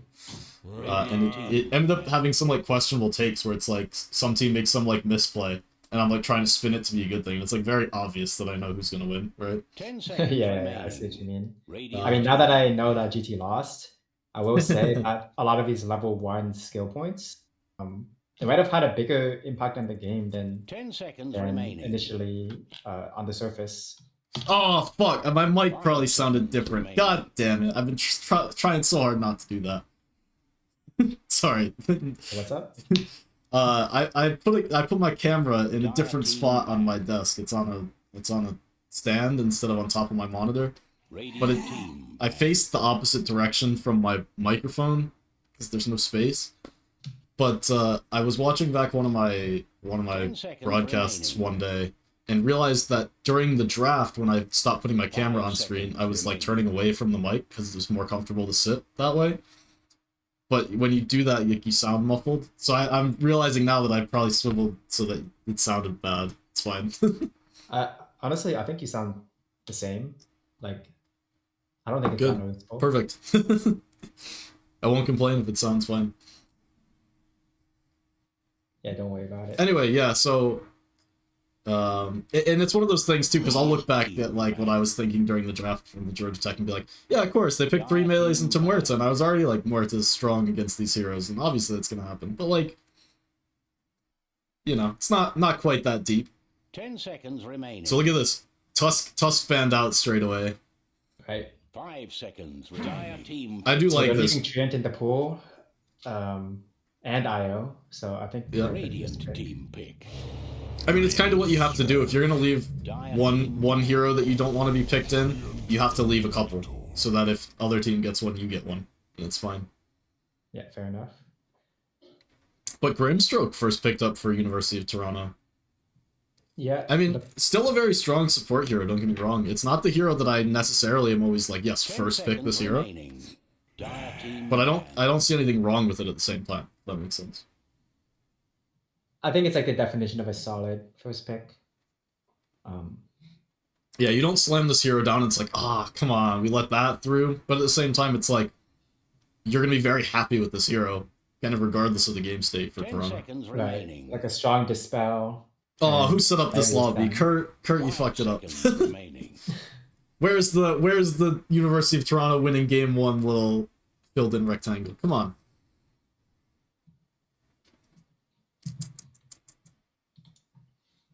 I gotta hold classes on how to do these things. I didn't even see that. Like, I didn't even know that was a part of the UI on Dota. Yeah, over here on the right side, these little, like, he set it up as a best of 3. He just didn't fill in the circle. I see. But it can be a little bit hard to do the lobbies correctly if you don't know what you're doing. Like, you see a lot of times when you're in game 2 and the other like, you do a coin flip for game 1, and game 2 it's the opposite priority. And you'll see a lot of teams just like do another coin flip and be like, okay, we'll pick the thing you don't want. Yeah. Which you can set it up in the lobby if you're the lobby host, where it just like does their pick and you get your pick and it's fine. But people don't know how to do that, and if you're not comfortable doing that, like, it's easier to do the coin flip thing, 10 because seconds if you mess it remaining. up, you're gonna have to break the lobby and do it again. 5 seconds remaining. I think GT might pick up an early Luna here. Another hero is very strong in the meta, and I think it's one of right after Spectre, it's Reyna's most played hero this patch, and the Luna Treant lane is absolutely disgusting. I have seen him spamming Spectre. He does pick up I'm Luna, quite though, you're right. surprised that they banned Lifestealer over Luna. That's it's rather odd. They must be thinking about picking an offlaner that's good versus Dire team. or They've that got to have Lifestealer. some idea. They have to have some idea. Wow, You're from the Jawad, future. first pick. I'm really surprised they picked it second. I mean, it's not that Dire it's team pick. like wrong in any way. It's just not something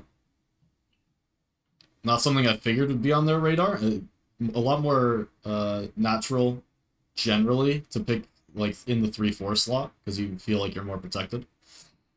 But Luna is one of those heroes that you don't really have any matchups you just destroy, and you don't have too many matchups you just lose.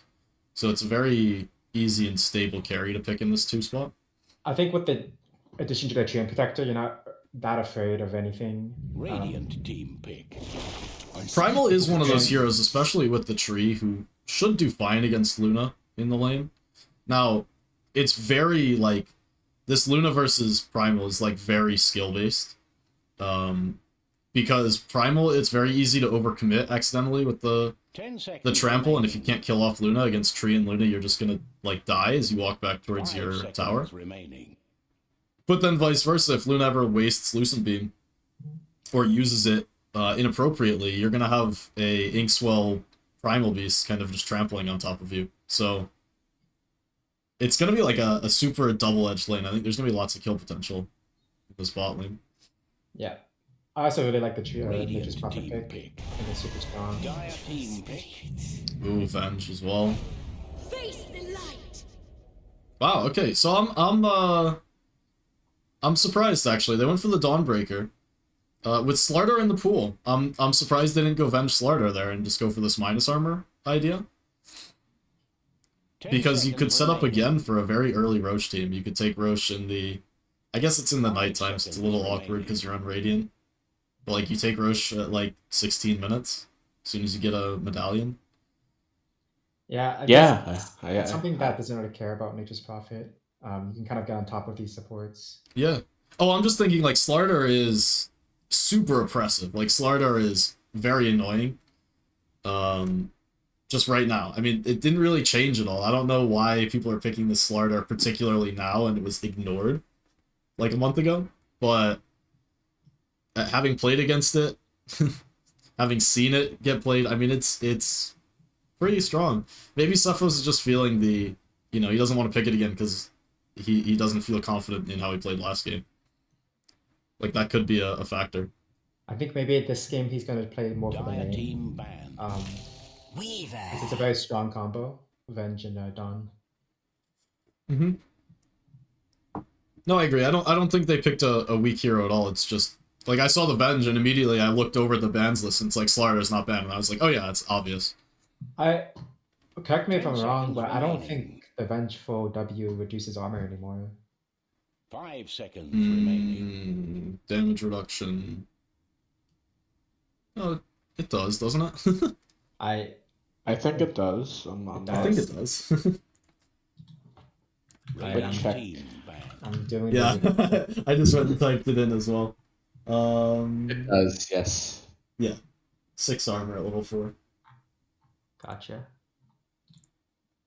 Radiant I would have personally preferred the Slar here too, but like you said, Cool Hands, it's probably like a comfort thing. He didn't perform probably up to a standard that he thinks he should, so he wants to switch it up and play something else. So and I think the point you guys were talking about, I think this top lane will kind of decide everything. If Primal 5 Beast can seconds get a remaining. Blade Mail kill on like a random Blade Mail kill on Luna and slow down her timing, I Mhm. think this GT Team A draft thus far is very snowbally, but it falls off extremely hard. You know, Luna, Venge, Treant, I don't see much scale coming out. And I don't think any certain mid lane hero can fix that scale. I do know though that Drano loves playing these very high tempo matches where he just ends the game in 20 to 25 minutes. Yes, and that's exactly what Luna's kit is kind of built to do. I think Georgia Tech here, you know, obviously they have last pick, so it's going to be more of a response in the mid. But I think if you were just to look at this draft and look at the bans, I think they slam a Lone Druid here and they just kind of win. Like, Weaver has a hard time stalling this 20-25 minute push just because you're not quite big enough to go solo the backlines at that stage. And you're just really reliant on the delay coming out. But even Furion just has a hard time delaying the Death Ball push. Obviously, he's pretty good at split push if need be. But in terms of nuking out waves, they don't have great poke to do that. Like, it's really just Grimstroke, and then whatever they're going to take out of mid. So they're not going to be able to hold, like, tier 2 towers for a long-term play against kind of a 20-25 minute push. And, you know, not banned out on Lone Druid, so unless they pick something that really makes it unplayable in mid, I'm looking for that as the premier option for Georgia Tech. And they just go for Tiny. I mean, I think you just slam it and win. I think it's pretty impressive. You can pick LD, and Tiny does not like that matchup. No, Tiny's all about, like, finding the burst skill. Now, later on, with the Blink, you can try and pick off the main hero and all that, but in lane, it's not all that convincing. 5 seconds remaining. Georgia Tech do have options in the mid. It's not like it's, you know, one hero or bust. They can pretty much go whatever way they want. If they decide they want a hero that does scale a little bit better, they could go that way. I am noticing that OD is left up as well. So OD against Tiny sounds atrocious. As well, like, that's an idea. I think Kunkka is Kunkka in the pool? No, Kunkka was no very first ban. Kind of lockdown. What am I saying? I don't think you have a lot of stuns on the side of GT. Wow, they go for Slardar now. That's a stun. So he's taking it to the mid, yeah.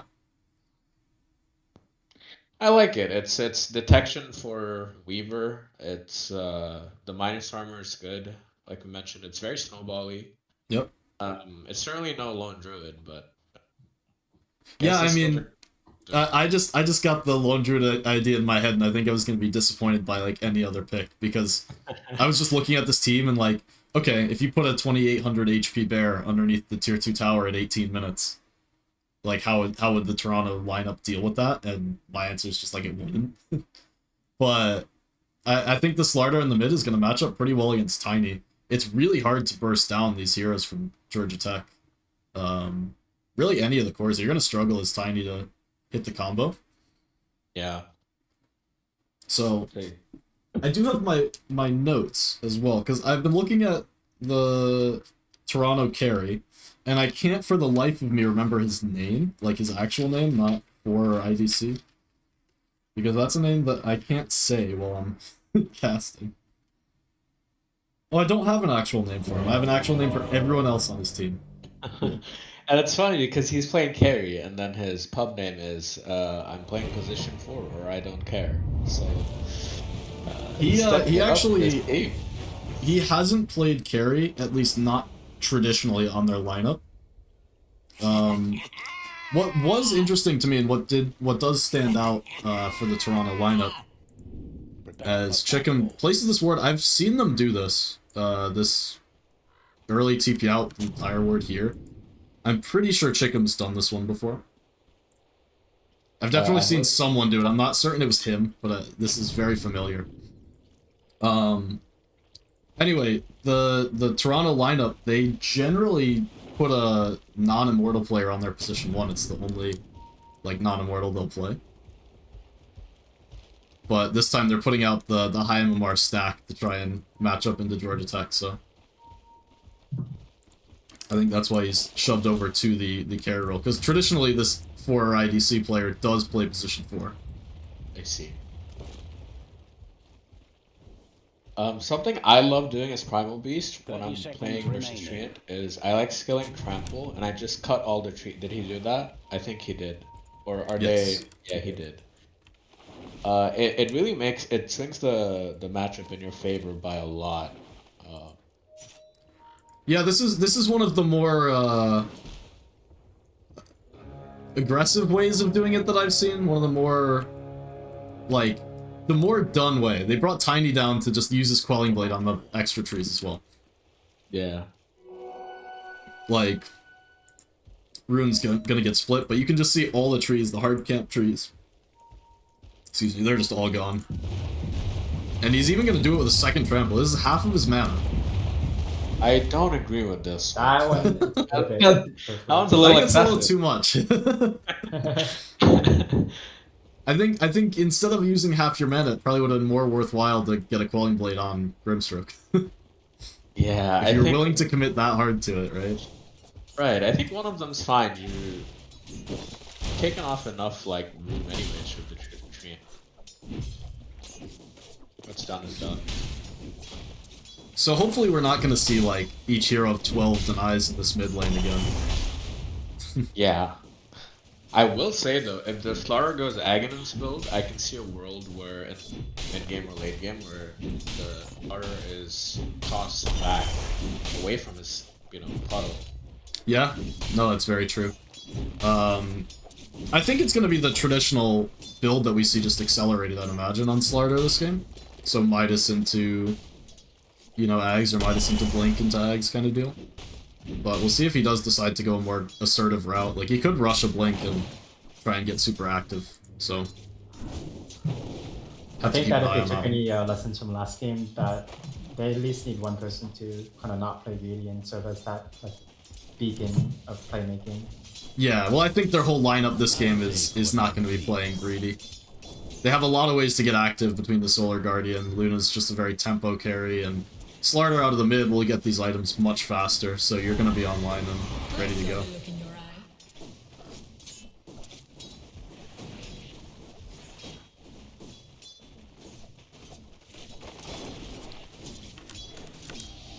So lane's pretty chill for the time being. I was saying that the Luna Primal lane might have a lot of kill threat either way, and pretty slow going in the early days. So see how lanes continue to shape up. But look at this huge wave. Yeah, massive. That's like ginormous for 2 minutes. He's going for the charge with the Inkswell. Gonna clip out onto Drano, but he's not gonna be able to commit forward without the support of a creep wave coming through. Yeah, I run into this problem too when I'm playing Primal and my support wants to go before. I don't do enough damage yet. We gotta hold on till we're level 3. Or at least till I'm level 3. Up on the top side, a lot of damage coming out onto Cephos. He's actually gonna get clicked down. Maybe one more click does come through. Or IDC does find the kill, but with the level 1 Shikuchi, he's taking a lot of damage. Kurt, no, stuck under tower, but does end up going down to the Sprout damage, maybe? Yeah. I think the Weaver click might have gotten him, but kill goes to Chicken. And he does get away with it on 4 IDC. It's very scary as a level 2, when you've got the level 1 Shikuchi, to go for an offensive Shikuchi forward to try and get a kill.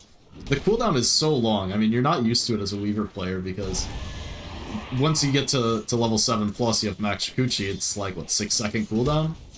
Yeah, and you're like, oh yeah, I can just use this whenever. But 15 seconds level 1, you can get caught out pretty easily.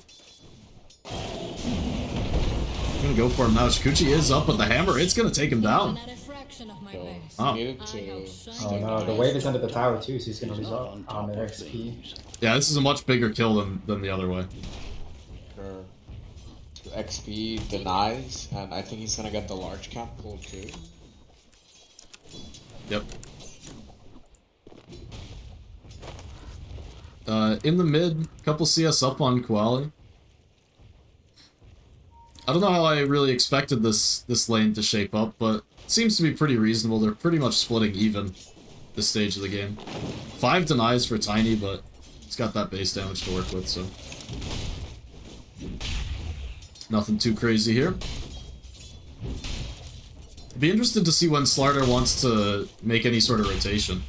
Because part of me thinks he might want to use the sprint in the river to get active a little bit earlier than, you know, Slardar traditionally might before he's got the items. But at the other, like, on the other hand, he could just sit here until he's got a whole item.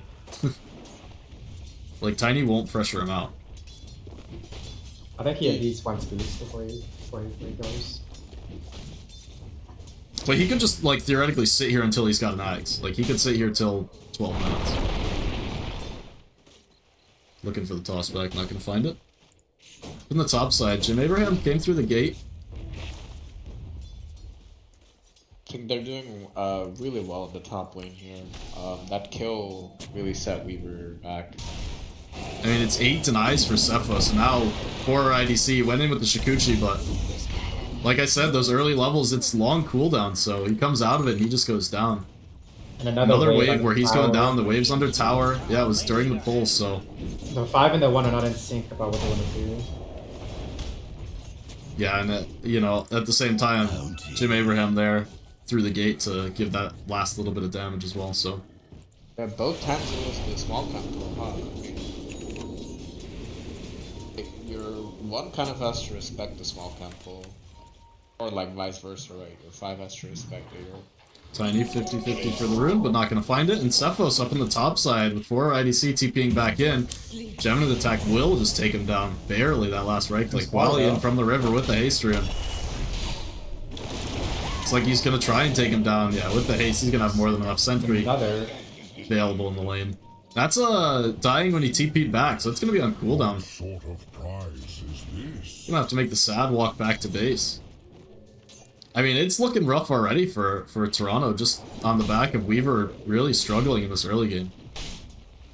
He doesn't have any... They set it off so well too, because they got the 2 kills like at the beginning. Yeah. Yeah, and it's not like he's even got any CS to fall back on. It's not like he's farmed and, you know, getting killed when he's up by the enemy tower after pushing a wave, whatever. No, he's dying and he's losing waves for it, so... Definitely struggling. And Drano, you see he's got the Moonglaves online. He's ready to start hitting jungle. He doesn't want to lane into Primal anymore.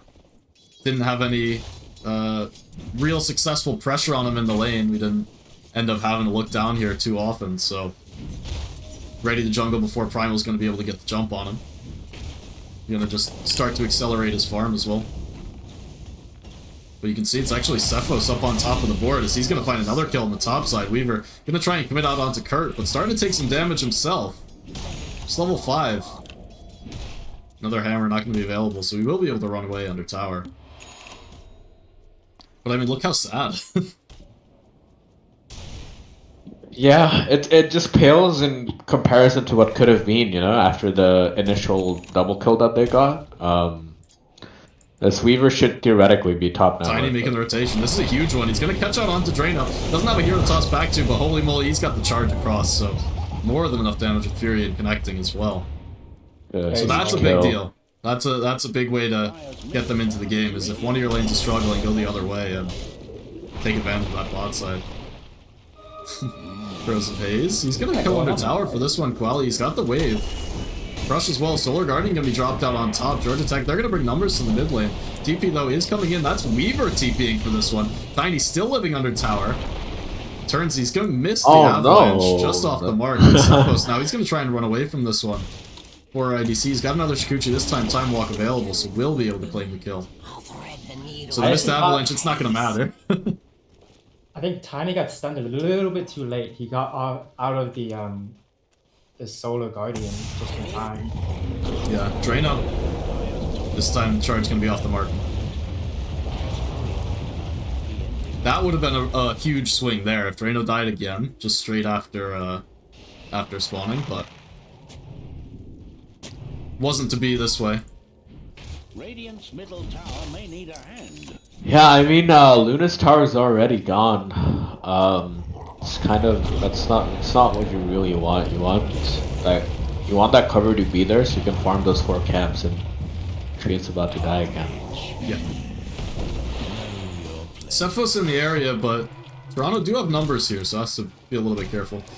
I think as Luna, it's not the most... hold that thought. TPs are coming in behind.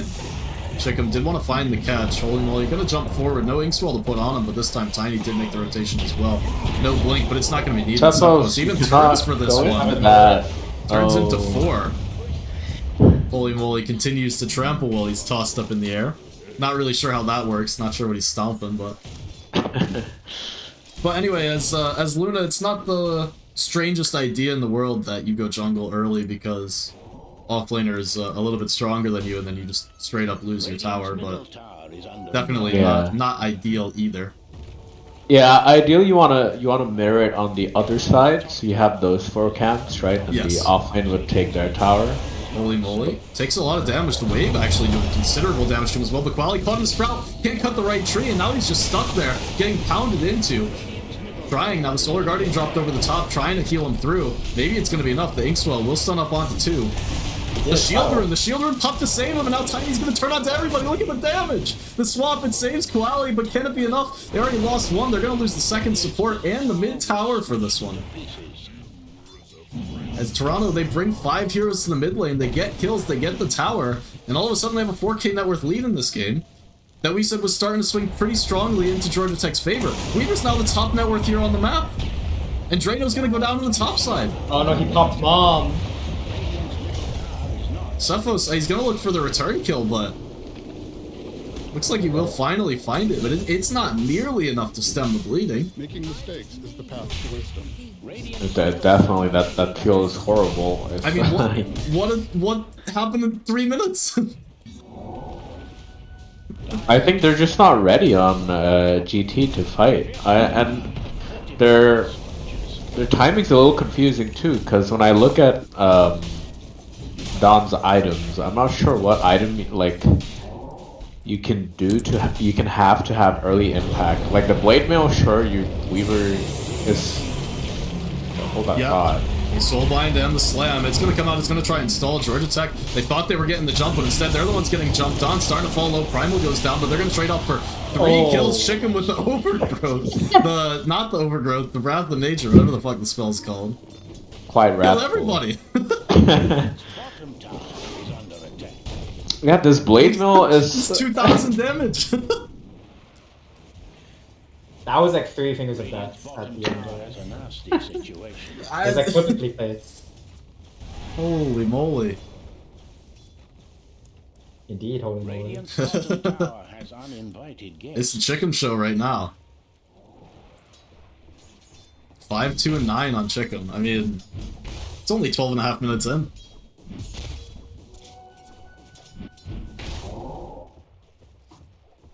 And now it really is on Georgia Tech to recover and start to get back. We talked about this being a not quite death ball, but a pretty strong, early mid-game timing centered draft where you're going to look to group up around Luna with this Lunar Blessing or a minus armor as well with Slardar.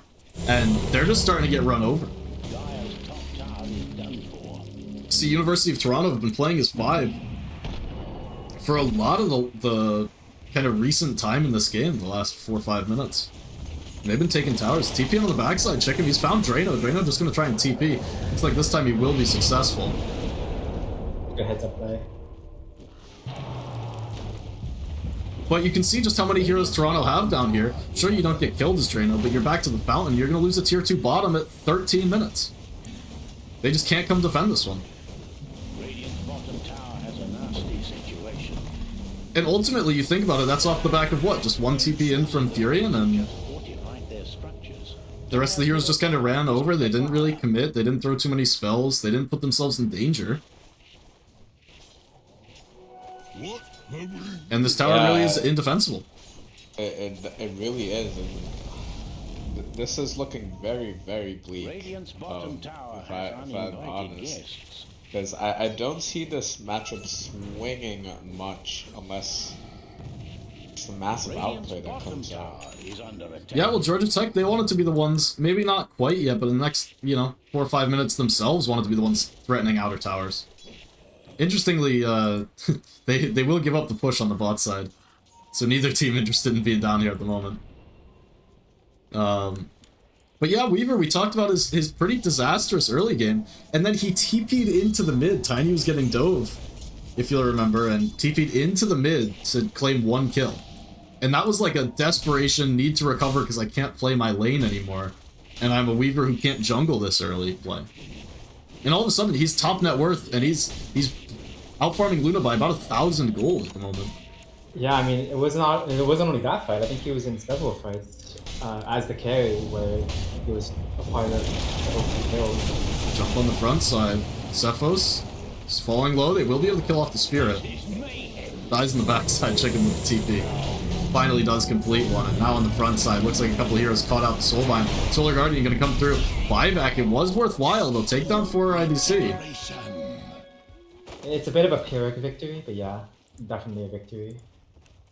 For now, it's gonna look good. Cephos, if he ever does die, if he dies in the next, I don't know, I want to say even 10 minutes, and it looks like he might be dying right now, it's really gonna hurt. It's that long respawn timer. It's gonna be a problem. Pulverize, slamming him into the ground. Do they have the damage? It's actually living the Treant armor. It's doing a lot of work here. Toss back on Jim Abraham, and they'll say, fuck this armor, we're gonna take out the tree, but maybe not even gonna be able to find him. Yes, they will. Chickham does go down for it. And some weird skirmishing going on. Fight's kind of breaking out both sides on the front and the back. Now all of a sudden, Quali, he's thinking about going back in. Now he's scared off. Now Toronto thinking about going back in. Jump going to be found forward. Kurt, Avatos combo will take him down. This single cliff has been the witness of so many skirmishes. Like, I think both teams have lost at least 2 obs. Like, yeah. That fight was so like long and sporadic that the recap doesn't even assess it properly. Yeah, I think all of this kind of benefits Luna though. She's getting that time. She really desperately needs to farm up her Manta and accelerate. Radiant's bottom tower has uninvited guests. Okay, that's I wasn't even looking over that way. See, this is the timing I was talking about. He didn't end up dying in the fight, but dying now, he's on the deck for just over 50 seconds he was dead for. It's a dieback. Yeah. This game is a little bit over right now. He's lower now in the support. Yeah, and it's going to be rough. There's really, you know, it's not going to be easy for her to catch back up either on the Dawn. Generally, you can be okay if you're a little bit poorer early on because you'll be able to join fights with the Solar Guardian and be able to kind of farm some safer camps while your team is on the hunt, but Georgia Tech, they're not going to be on the hunt any stage in this game, so it's really going to be Dawn's job to take more dangerous farm and drag enemy heroes away from your big cores. Drano going to need to find all the farm he can get.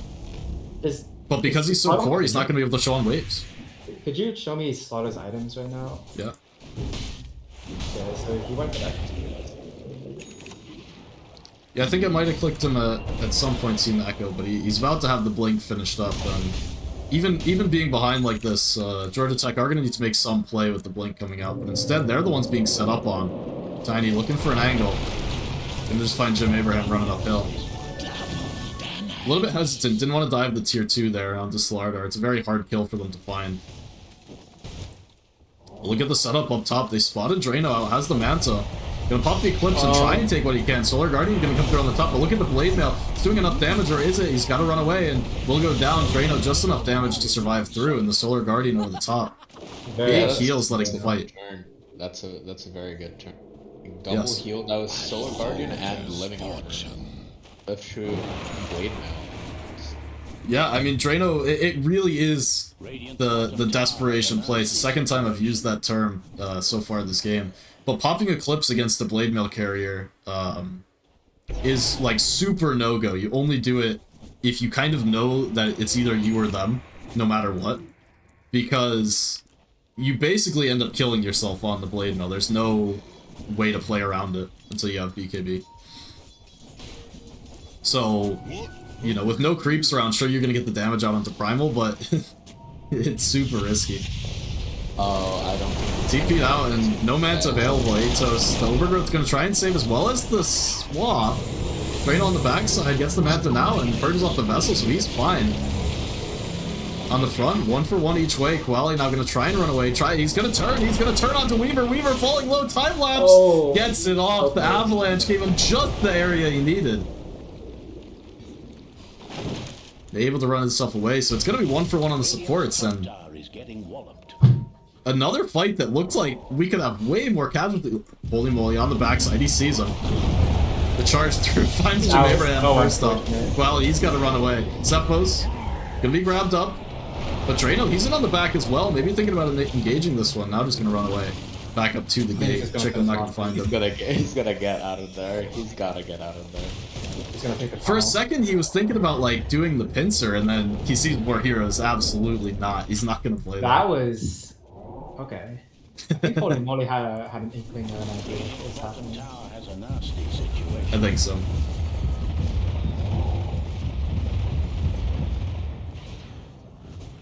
The Luna is farmed, you know, and this BKB timing is gonna be something that they can look forward to playing for. Yeah, Drano, will I didn't see him use the shard in that last fight, but he's got it now. I don't know, maybe I just didn't see it. He could have pressed it and I didn't see. But this shard is super powerful. People are going it before BKB now because it really does let you just fight as if you have a BKB. Yeah, it's pretty bonkers. It's especially it's more potent versus melee carries, but yeah, it's fine versus Weaver kind of, because I guess Weaver does have to Sukuchi all the way up to you and then hit you. In the mid, smoke. Jim Abraham's in good position to block it, but Koali instead, he's going to show on the wave. This time, he'll just be grabbed out. The swap not going to save him. Pulverize in the backside. Maybe it is going to save him. Solar Guardian over the top. All of a sudden, there's enough healing. Chicken in the back. He TP's in. He looks like he's going to find the kill himself. But Drano, he's TP'd in. He's got the Eclipse. He's going to find one kill out on the supports. Now he's going to charge forward, look for maybe some more. Buyback came out from Kurt. So that's going to spell the retreat from Toronto. End up taking that one 2-for-1 with the buyback. Spend it. Every single fight, I'm really impressed by Toronto's discipline. They know exactly when to back out, and I haven't done anything really quite sloppy like the last 60 minutes we've seen them play. Yeah. So this is pretty good Dota coming out from them. Forced to buy and they instantly back out without. Absolutely, yeah, no, I agree. I do think, you know, on the bright side, the Venge buy is going to be, you know, less of a negative impact than the Dawn one earlier. And all this is time for Luna. When Luna hits this BKB, we've seen that she can get damage out into the fight. So if she's able to kind of stand man up and hold her ground in the middle of fights, Glaives can do some significant damage. So kind of buying that space towards BKB, it's looking more and more likely that she's going to get it at a relevant timing in this game. And I think that's going to be a pretty key timing for the Georgia Tech side. I love the AC item getting picked up by the Tiny. Yep. They get super heads up. They're thinking about heading into the Roche pit right now. Once Weaver gets over here, they'll take it a little bit faster, so...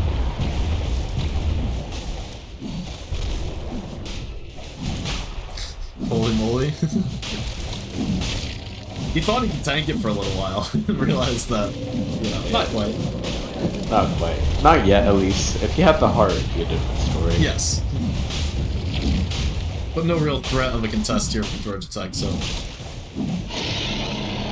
Will be a freebie for them. Weaver, Aegis in hand, and Weaver actually does need the Aegis. He's got some net worth, but he's not the tankiest hero, especially with this build. Desolator into the Chrysalis and working towards the Daedalus. He doesn't have the defensive item. There's So been a it's lot of close calls. Like in these fights, he's always been like 10% HP before he like gets off his ultimate. Yeah, I mean, him walking right here, this is almost the exact area where he got to like 100 HP and just found the area to, or just found the time to get the time lapse. I think it's a super value Aegis, like definitely the right decision. Yeah.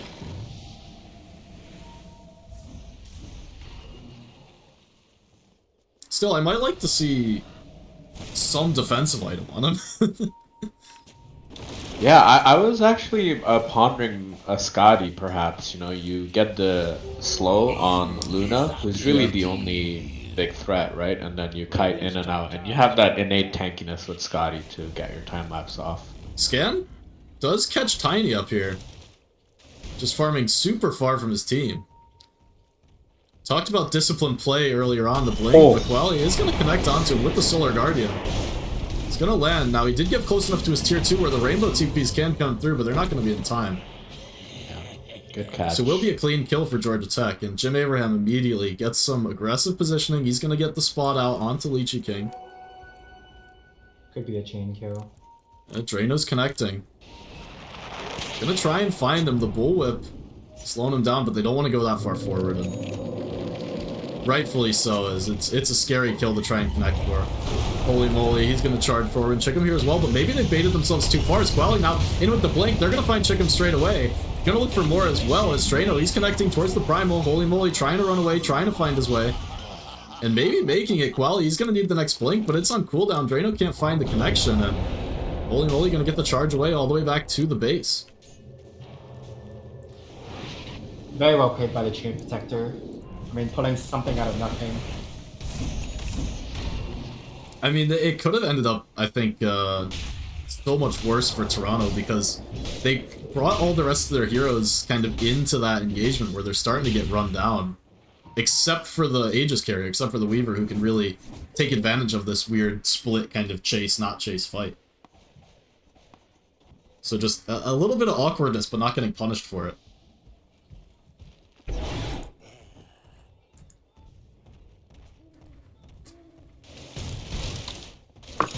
It looks like they're just content to wait out the AC, wait out the Daedalus.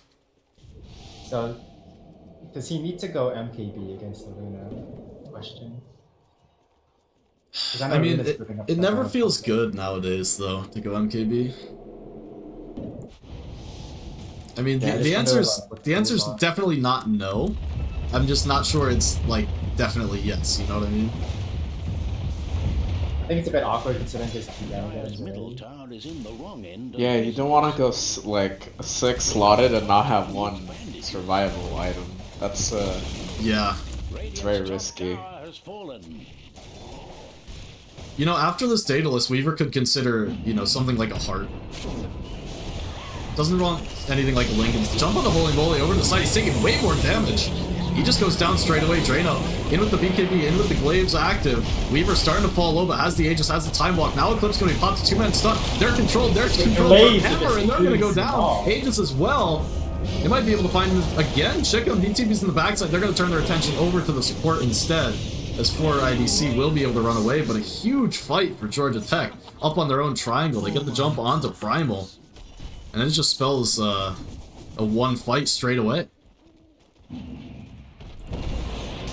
Yeah, I mean, they gave it to them. We're praising UFT for their discipline a little while ago, but yeah, unfortunately, that was not the best place to take a fight. That's kind of like the only place GT can fight you, on their triangle ward. Luna's starting to look scarier and scarier, you know. We're hitting this level 20 timing as well, where she gets the Glaives on the Lucent Beam. And that's a ginormous spike for this hero, in addition to, you know, having 4,000 gold and working towards Butterfly, so... Gonna hit a big item spike, but a big level spike as well, coming up. Yeah, I think her Butterfly is like 50 gold away. Yeah. So Weaver, building MKB, maybe a Satanic. I like the Satanic next. Be able to purge off the Corrosive Haze as well. It's really good synergy with your Shard. It's like an insta-heal. Yeah.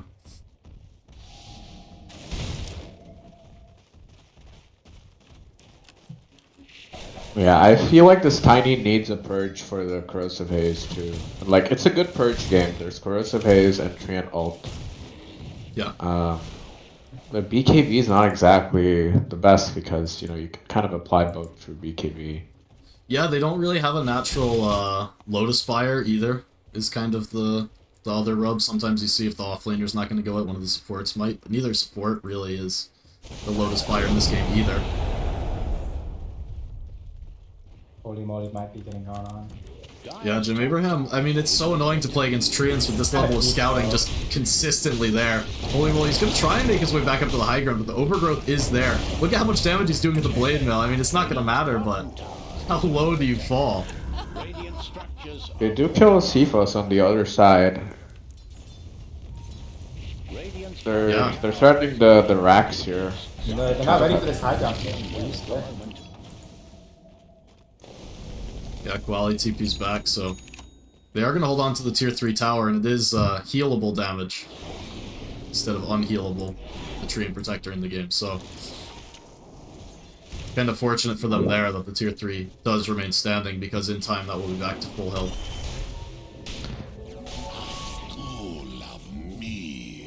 The Weaver's HP pool is still scaring me a little bit. I feel like you're gonna get burst out of nowhere. Yeah, he could go pick up the Reaver next. He could sell off the Falcon Blade, pick up the Reaver, sell off the Wand, that's fine as well. Oh, but he goes the wrong way. I really think this is the wrong item to go next. He's chosen Glass Cannon. I much prefer the Satanic, because we've seen that he can get Chain Stun down and bursted. I mean, in that triangle fight, you see just how long the control can come out for when Quali finds the jump. He's got the damage. Ags and Shard online, and 3 hits to take down Leechy King. And he's gonna have the Echo Saber reassembled as well. He's holding on to the Oblivion Staff. I can't imagine he's gonna turn that into anything else. I have had to stop myself because I want to call this build so bad on Slardar, the Ags Shard build. Okay, I'll combine those. But the Ag Shard is just the Shard, so if I say it, it sounds like he doesn't have the Aghanims. Dota's ruined me.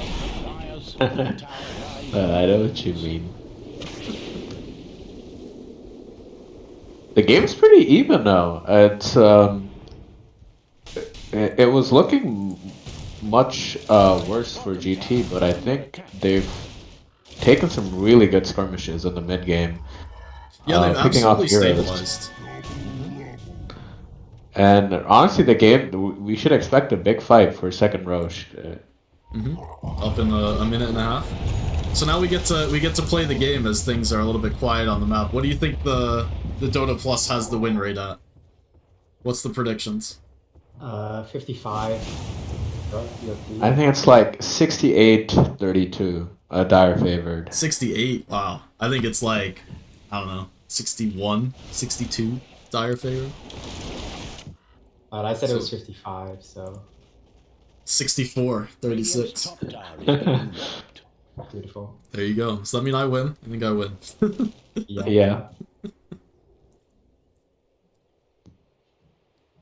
Jim Abraham doing what Tree does best, being the ward.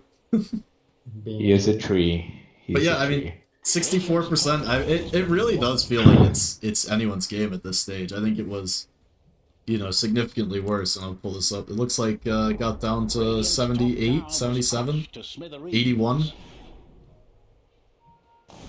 Yeah, I'd really like a Greaves coming out from someone on Dire, but I guess that item is kind of it's not the best right now. Because this burst from Slardar is pretty hard to deal with.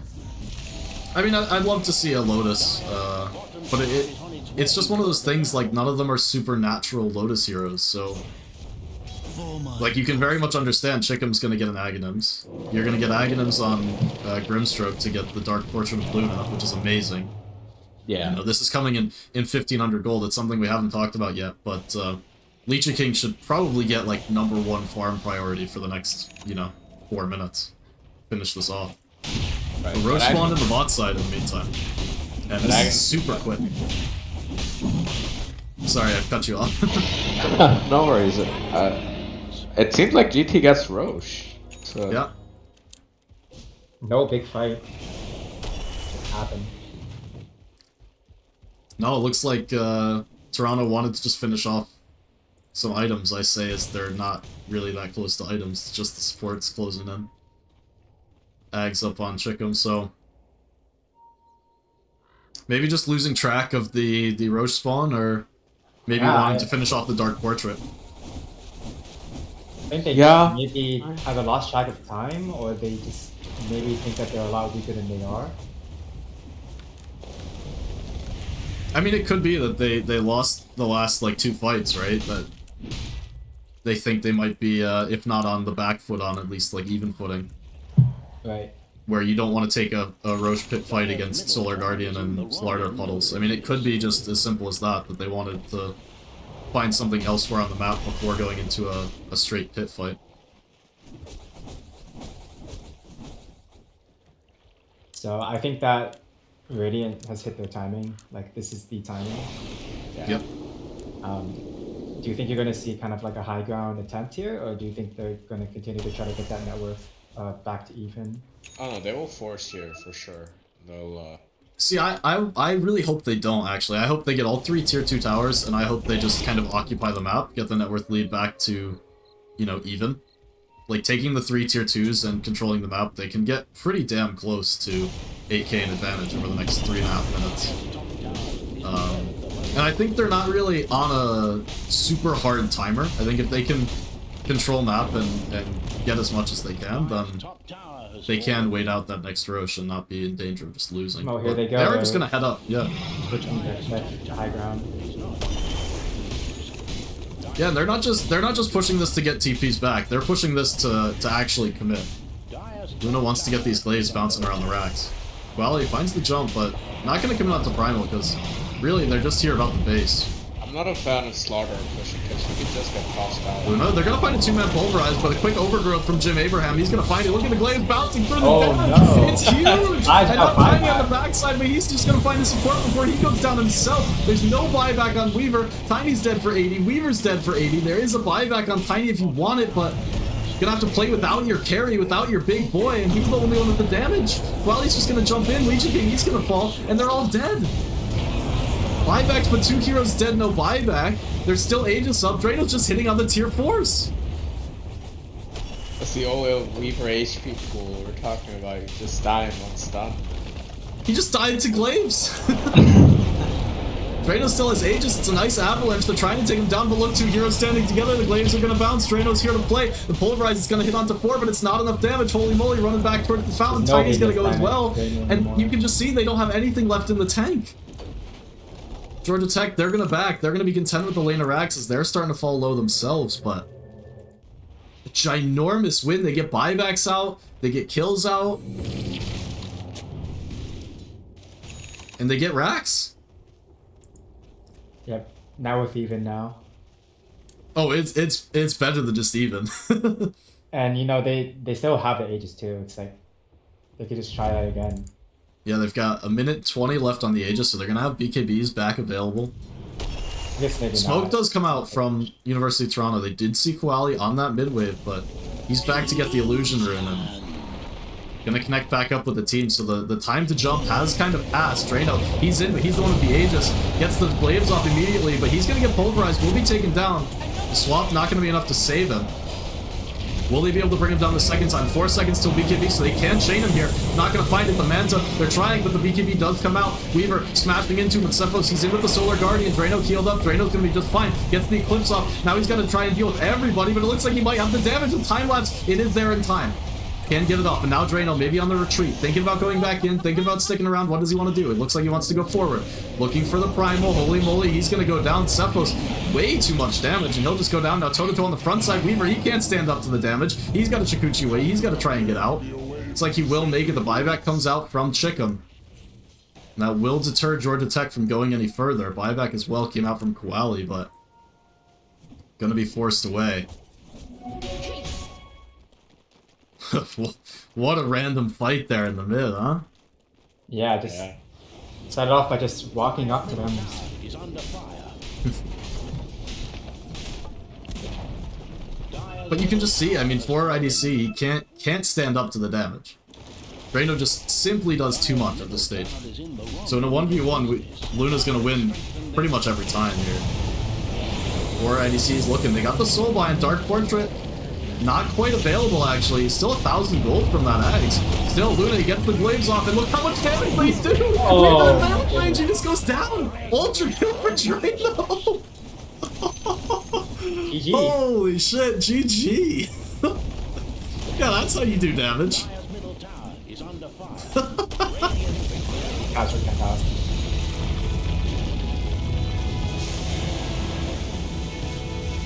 Well, what an ending there. So we were rooting for the game 3, and we're gonna get the game 3. Just not in the way we expected it. Not at all. I mean, it was so back and forth. Georgia Tech's lanes went so well, right? And then all of a sudden, Toronto for 20 minutes was just large and in charge. Then it went crumbling down. Drano just found the space, found the farm, and found the game. Look at this. Look at the graph. Look at the end graph. Yeah, that was a crazy swing. I mean, that's kind of what happens when you give away the Roshan. Like You can't all of give away a that, second Aegis Yeah. for free. all of that was just on the fact that she had Aegis. They had the confidence to go high ground. They forced a really bad trade to Max, and then the second time they also like forced a really good fight with the Aegis. Like all of that can just be stemmed from the fact that they have Cheese and Aegis. Yeah. In their defense, in Toronto's defense, that last fight in the mid lane, they came pretty freaking close to taking down Luna the second time. They kill her up with Aegis, and BKB like was in that like 5-second cooldown period where if there was a stun on top, if Luna didn't get BKB off, you're not getting any spells and you just die. You know, it's not like it's not like they just fought this extraordinarily like uphill battle. There was still around a minute left on the Aegis, so they were going to take the fight either in their base or outside. So they chose to go for the smoke. Now, interestingly, they did just run straight down the lane. So maybe not exactly the jump they wanted, but I don't know, not the furthest off either.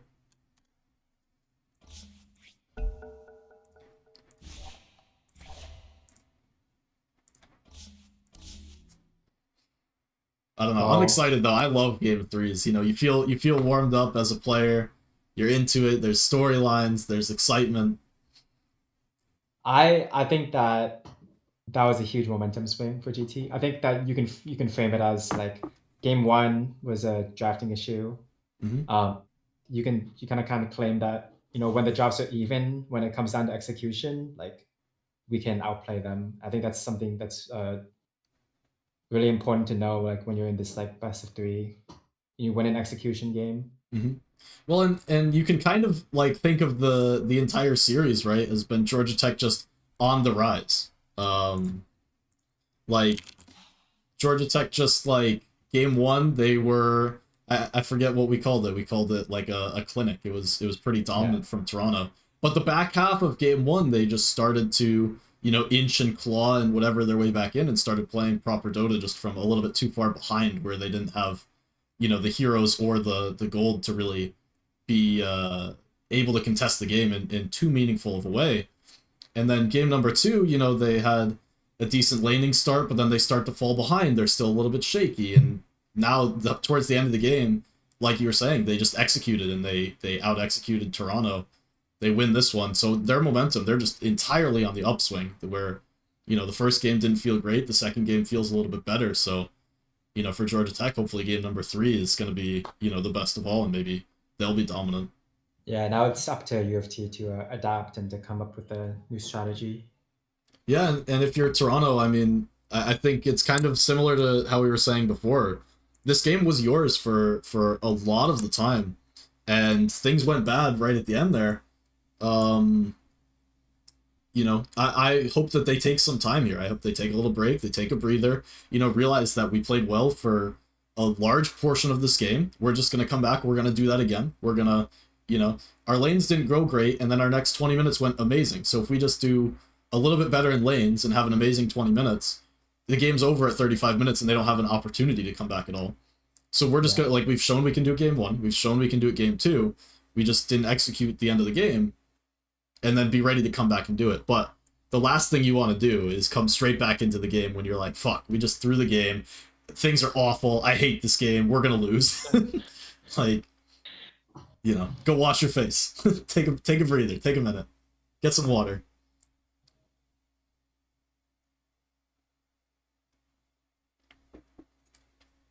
I don't know, it's exciting. Yeah, game 3 definitely must have been pretty tilting to I mean, and then look at the net worth graphs and then see how much of a lead you had and how it all slipped away from like kind of 1 or 2 fights. Yep.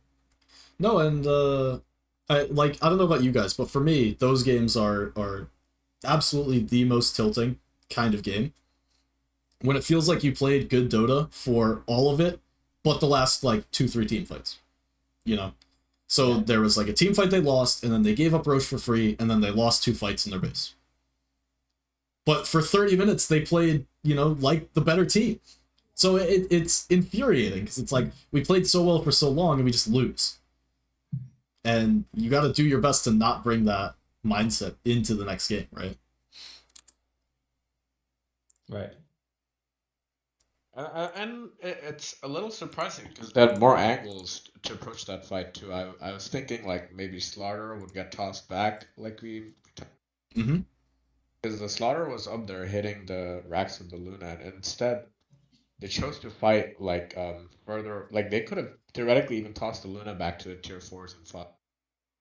Yeah, Tiny jumped all the way into the back. He jumped onto the low ground.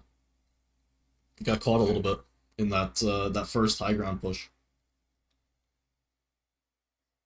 So you're right, he definitely had the option to, potentially go on one of the heroes that was pushing and toss him all the way into the back. Instead, he tried to take out the back lines, which is, understandable, but just fell a little bit flat because all of a sudden their fight got so separated.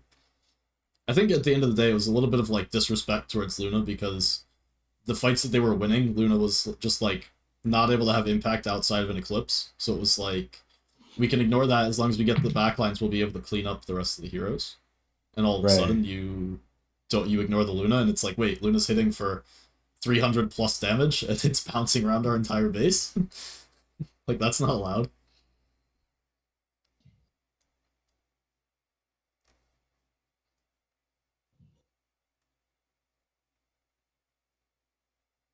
I wonder what the draft bans are going to look like game 3. It seems like GT really likes this Slaughter hero. Mm-hmm. And I think last game it had the effect that it should have. Melting these like really tanky heroes like the Primal, providing that and much needed stun. Georgia Tech shouldn't be afraid to pick it in the offlane. I mean, it's kind of understandable why they didn't slam it after, losing with it one game if they're, like, not going to be the most confident. But I really don't think it was, like, the Slardar problem, game 1. Yeah, the game 1, I think the Slaughter and Shaker together, it's you kind of destroy the flex, right? Like, if you early pick your Slardar, you can either pick a mid or an offlane later that you want. Because like we've seen, they're comfortable playing Slardar mid. So I'm think GT's probably looking at snatching Slaughter for like first pick or something if it's left in the pool, obviously, and then flexing between 3 or 2. Yeah, I think that's a very valid way of approaching. I do think Georgia Tech or should at least ban both the Tusk and the Lina. I'm pretty sure they've banned Lina in both games 1 and 2.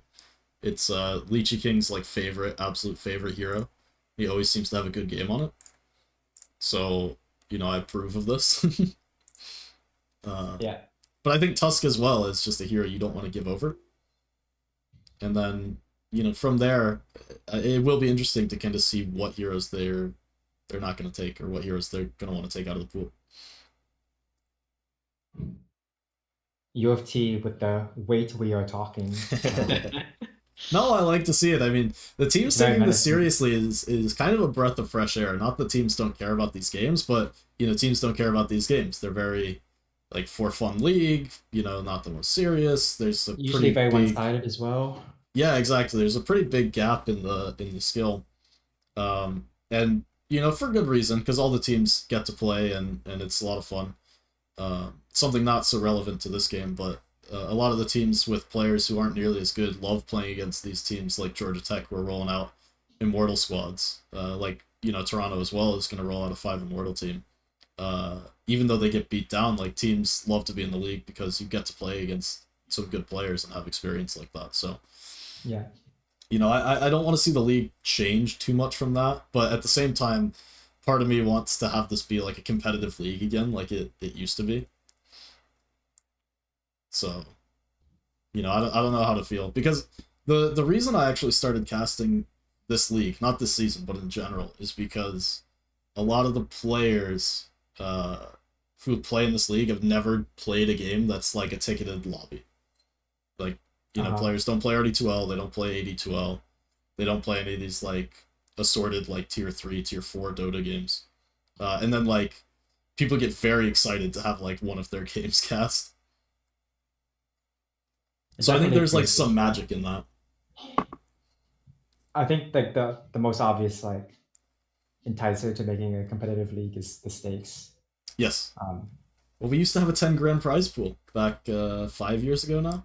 Yeah, that definitely helps. And I think it was 2019, right? It was like $10,000 prize pool.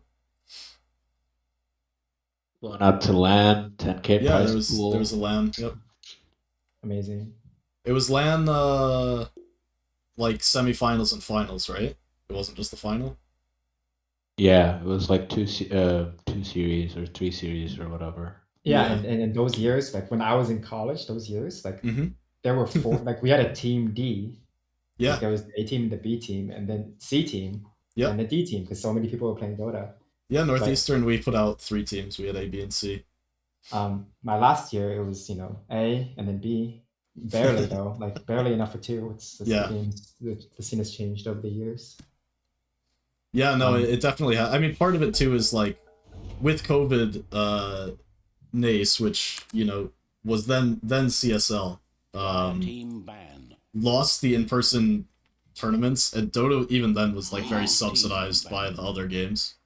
So when they couldn't do their in-person one, they lost a lot of sponsors. And that kind of just clamped down on every game, but Dota, you know, especially so. Yeah. So look, they've got the markers now, 1-to-1. Beautiful. 10 seconds. No, but so my dream for this league isn't like to bring back 10K prize pool. Like obviously, I wish, but I don't dream that big. But remember how the Open League, they used to have like the winners get like 5 keyboards and then like 5 mouse, like whatever. Yeah. By I forget who the sponsor was back then, which company gave the keyboards, but just like something cool like that where it's like not only bragging rights but like you win something tangible. I think all of a sudden it's like way more serious, you know? Yeah, for sure. Because it's less about like what you win than like that you win something. But yeah, I mean there's that. There's dreams that I have. There's dreams that I have to like get legitimacy through the organization in terms of having a caster, because they've never had a or not never, they haven't had a sponsored caster or like an actual official channel since Cryptic did it. Ricky used to do it like 6 years ago. Dire team ban. So he really championed the college league back then. Team pick. But I wish I could make teams reschedule games. Give me the power. I tell you when you play. You get a bunch of these college kids and everyone is so busy and it's really hard to get a consistent schedule out. Yeah, I'll put together after the season ends and after we do the like best of 5 finals, I want to put together a little like, you know, poll and like post thing. Not only for me, so I get some of it'll be about like, you know, the casting and stuff to do for next season, because I want to do, you know, again in the spring. I finally this season hit like a good balance where I wasn't just doing random games, I was doing more consistent. But also like hopefully, you know, the Dota chat, we get some of the league admins visibility. So if we do again like East and West Coast or multiple divisions, I'd really prefer if we had like 1 division per day, so like Wednesday night, Thursday night, or something similar, so that like at least not all of the games overlap by default. There's like two distinct times. Yeah. Because it just turns it from like, you know, mainly it's for my end, but hopefully if people enjoy watching, then it makes it so it's like I could do regularly scheduled games, that it's not like, okay, today's randomly like Sunday at 10:30 a.m. That we're doing a set. Yeah. It's like you have to strike a balance between like making the league flexible enough for that so that people can actually play 10 seconds remaining. with all their schedules and stuff, but also like making it convenient to cast and to get content out. Yeah, when Recryptic did it, the way they did it was Star League had, I think back then, we played Saturdays, right? I think we played Saturdays at like 3 or Saturdays at 5. And then they had a feature game every week that was like Monday at 8:30, and it was not reschedulable. So like all the weekend games you could reschedule whenever you wanted, but the feature game was like Monday at 8:30 p.m. and it was the only game that happened at that time, and you weren't allowed to reschedule it. And that was like when they would do the broadcast. Yeah, that definitely sounds cool. And like that one was more because the college league, like the majority of people who watch it were the people that like play in the league. So it's like you don't want to cast their game like the same time everyone else does. Anyway, enough of that for now because this draft is going very fast. Yeah, it looks like a little bit of a mirror where. Yeah, like almost identically so. Brimstroke first picked up, and then it's gonna be Spirit Breaker Luna, but Spirit Breaker's still a strong hero, even after the nerfs. They definitely weren't the nerf hammer people thought Spirit Breaker was gonna get. Notably, Bulldoze, like, unchanged. Yeah. You do come online a little bit later, the Midas cooldown's a little bit longer. You know, you don't do as much damage to creeps, but Spirit Breaker definitely just still a hero. For sure. And then, yeah, Toronto goes for the Luna second pick themselves. It just seems like 5 TI heroes. Yeah. 6 TI heroes. Nothing's changed.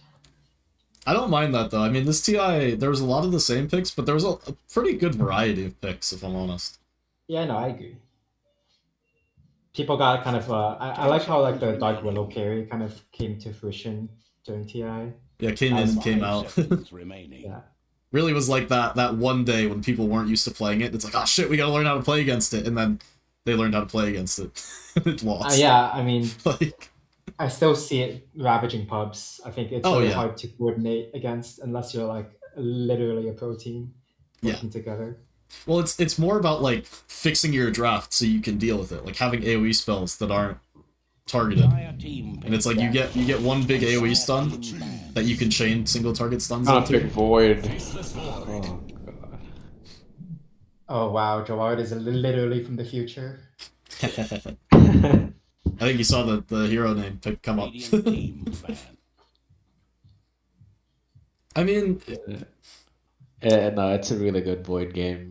The Chrono doesn't care about bulldoze. You're very good versus Prophet because you get to time walk in and out, and the snowball can't really save versus Chrono either. 10 seconds remaining. Still though, Georgia Tech are gonna not have any damage inside of the Chrono. Obviously, still have their mid to pick up, but it is the one thing they're kind of lacking is any damage to put on the inside. Yeah.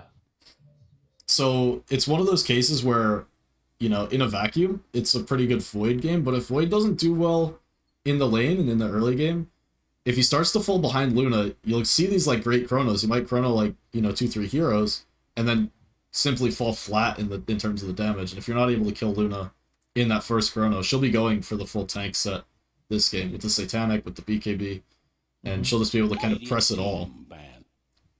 So not discrediting the pick at all, it's still a pretty great Void game. It's just not,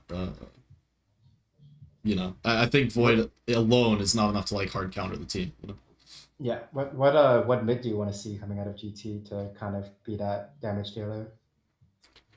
I think the traditional answer would be Invoker, but I don't think you're really shoehorned in. I think it's just got to be a hero that is able to kind of put in from the outside. I would say Lena, but Lena was first banned by Georgia Tech, obviously. Like I said, they were going to take it out. And I like Invoker. The Tornado is pretty good. I'm surprised it didn't get banned out, actually. I thought Toronto was going to ban it, and then that's why I was kind of saying they wouldn't pick it, because I figured it would be that last ban. That's pretty weird that they banned Shaker. I wouldn't want to see a Shaker here. Like, I'd be happy if Georgia Tech picked Shaker if I was on Toronto. You know, like... It'd be, again, 3 melee cores who struggle to... Like, Luna does so well against melee cores in general. But so they could go for Invoker. I mean, there's probably other heroes they could go for if they wanted to shy away from that direction as well. What do you think about, like, Snapfire? It's a bit of a fringe pick. Yeah, I've been underwhelmed by Snapfire Core recently. I don't know exactly why. It just feels like there was a time when it was busted, and now it's less busted, and I don't know what numbers they changed to make it less busted. But it feels like it's just not quite there to me. Did they Still switch obviously the 20 playable. draft talent? Yeah, they swapped the 20 what and it is? 25 talent, and they made Atos like not a very good hero for sorry, very good item for universal heroes. Yeah, that's probably a bigger deal than I give it credit for, because it was just long enough ago that you forget how busted it was. Being of pain, I mean, it's along the lines of what we kind of expect. Chrono damage, kind of survivable against the Bara gank too with the blink. So I like this pick. 5 seconds. Yeah, it's gonna Invoker be would be ideal though, right? You get the bulldoze off, and then you get the kata. Yeah, I mean, it's gonna be the Aghanims Quap, right? It's gonna be that I early certainly build. hope so. Now all we Night need is a Stalker. hero. So it's a Spearbreaker mid. Interesting. And that's Ooh, that sounds rough. I Queen of Pain versus Spearbreaker sounds rough for Spearbreaker. yeah. I'm a little bit worried. I would have loved to see Spirit Breaker in the offlane against Void, because generally you see the Spirit Breaker is not a lane-winning hero. If you're against a stronger laner, then you can just kind of... Your role is to exist and survive until Midas, and then you start to come back. But against Void, you're not the most unhappy. Like, you kind of go even in that lane. You know, it's not some ranged hero that's gonna just shut you down. But I am worried against Spirit Breaker, or for Spirit Breaker in the mid. Yeah. It's a very good Night Stalker game though, right? The silence is very strong versus both Void and Queen of Pain, so I guess they're willing to sacrifice the Spearbreaker's game a little bit to have that that counter. Yeah, I mean, adjusting to the kind of reality of the draft, it always just throws you for a little loop, right? When you think they're going to pick up a different position than they do. Because it just feels a little bit weird to me, especially with the last pick, that they're not going to go for some mid matchup, and instead they're going to throw a pretty bad matchup into their mid lane. But I don't dislike the draft as a whole. I think Spirit Breaker, as long as you don't like lose mid so hard that Quap carries the game from minute 0, then you know, you kind of do that job where you just don't lose the lane. Like, you don't win the lane, but you don't lose it so hard, and you can come back later on. Right, yeah. I think GT are actually going to win their lanes this game, as opposed to the last 2 games. I think these lanes from UFT are very weak. As you already mentioned, the mid matchup. It's going to be the third game where they're going to run into each other pre-horn. They've went in a different spot every time. Yeah. This time Georgia Tech won the full wraparound. Oh my god, don't tell me they're just gonna... Ships passing, it's ships passing! Spirit Breaker. This is your mid laner, and he's caught between a rock and a hard place. Both high grounds have heroes on him. And he's just chilling in the river. They're gonna find Quali underneath the tower, and where's the skill Blink level 1? Did you have to do that? He had a tango. Had tangos. That seems very... There's not a lot of stuns coming through, yeah, I agree. That seems I think you very would at least wait to preemptive. get to the Tusk Shards to... Honestly, I would just feed First Blood then to do that. Like, I might even... It's a repeat of game 1. You're supposed to do good in the lane, but you take a skill point you're not supposed to, and then all of a sudden... Oh, but oh, now you're getting so much value. No. Well, you know, if you skilled it, you might as well use it, you know. Not gonna tangle out of that tree. This is quite exciting. It's the short range blink too, just out of the damage range of Sprout. Ah, I forgot to put the prediction up. God damn it.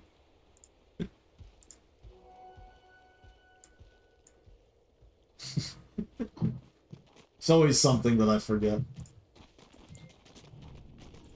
I bet all of my points on GT winning, so now I doubled my money. 1 minute, there you go. 1 minute prediction, 5 minutes delayed. Oh, it's on 5 minutes, I could've done... whatever, it's fine. Fuck it. Professional streamer here.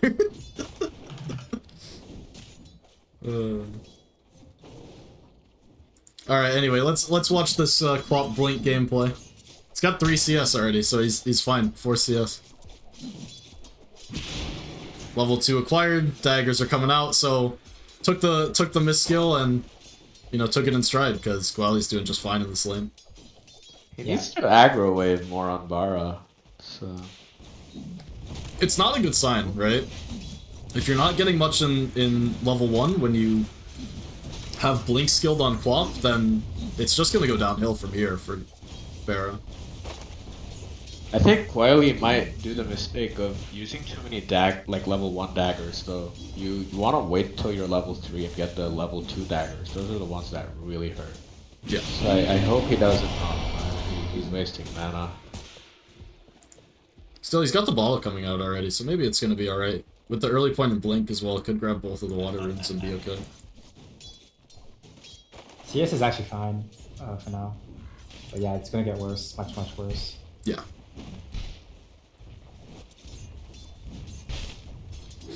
Yeah, so looking up at top, Void. They hit level 2, looking for some damage, but tossed the Nature's Graphs the wrong way, so...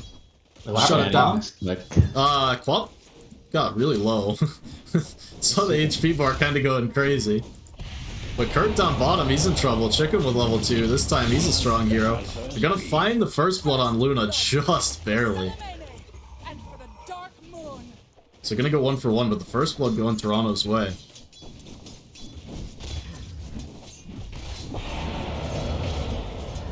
And now we get to see the who wore it better, as it's the same Luna versus Primal matchup that we saw game 1, just teams reversed. Yeah.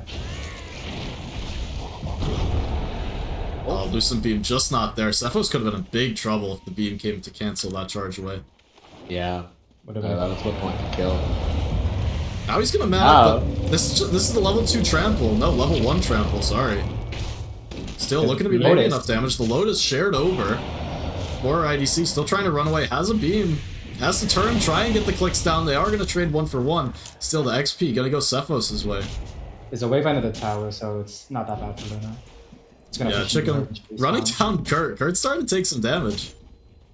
There's Mango Snowball if he wants, but it wouldn't be enough damage, so... I'm going to just let Kurt run back towards the tower.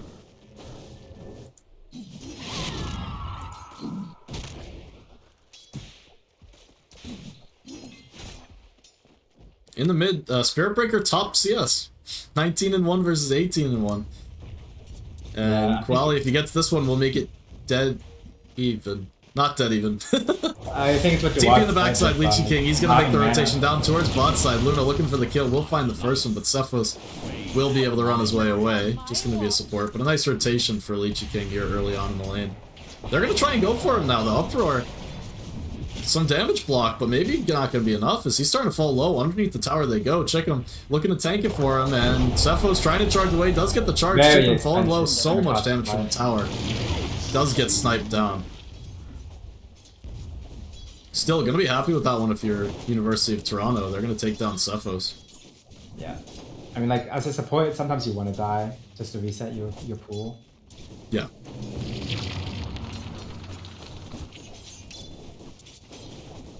So 4-3. Last game, things were notably slower in the lane. It's not going to be the case in this one. As this bot lane, I think it's what I said in the game 2 draft, that Luna against the Primal was going to be a pretty kill-heavy lane, because both heroes kind of have kill potential on each other. This time it's coming to fruition. Didn't come true in game 1. But it's going to be another kill their way. It's Kurt going to go down. Leechy King just hanging around, and Chicken flexing the power of Tusk with that tag team.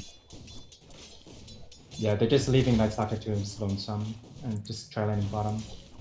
Yeah, but I mean, he's still doing it. He's got 10 denies! 10! Pretty impressive. He's been up here by himself. How does he have 10 denies?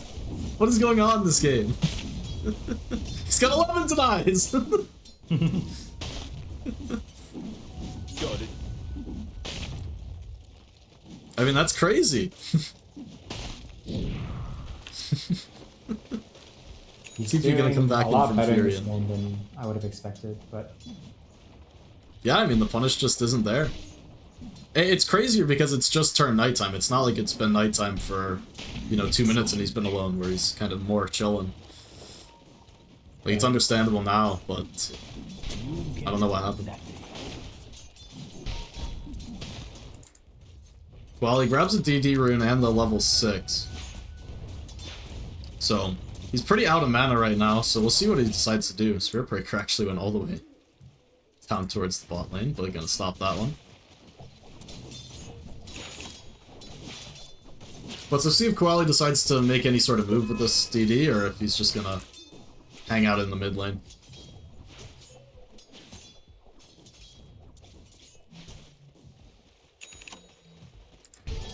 As you know, this entire series, there's not been a lot of support moves towards the mid. Not for runes, and not really for ganks at any stage of the game. It's a little bit surprising. Well, he is going to make a move with the DD. Heads up to refill his mana on the bounty rune. Now swinging around behind. The DD already active. Is going to find the kill onto Lychee King first. Charge coming through onto Jim Abraham, but Lychee King actually surviving. It's Holy Moly instead going to be the target. Will eventually maybe snowball the delay. Ooh, he's in with the charge. Holy moly. One more click. It's not going to do it. Koali blinks forward. They will find the kill, but trade it off for Jim Abraham. Now Koali is maybe he in too deep. Level 1 blink. It's still going to be on cooldown. Can't get out of the trees. Tango's wearing the backpack, and he just gets bashed down. And now the TP's bot side. They're finding the dive onto IDC. But Cephos, maybe he's stuck around a little bit too long. The trample not going to be enough damage. He goes down. So more heroes down for Georgia Tech as a great counter rotation comes out from Toronto to salvage that gank with the swap on DD. Yeah, the Spirit Breaker is really key in both of those.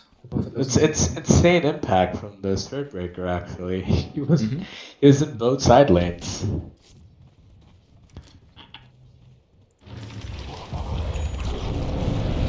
Cephos just continuing to loosen beam, not able to get him away.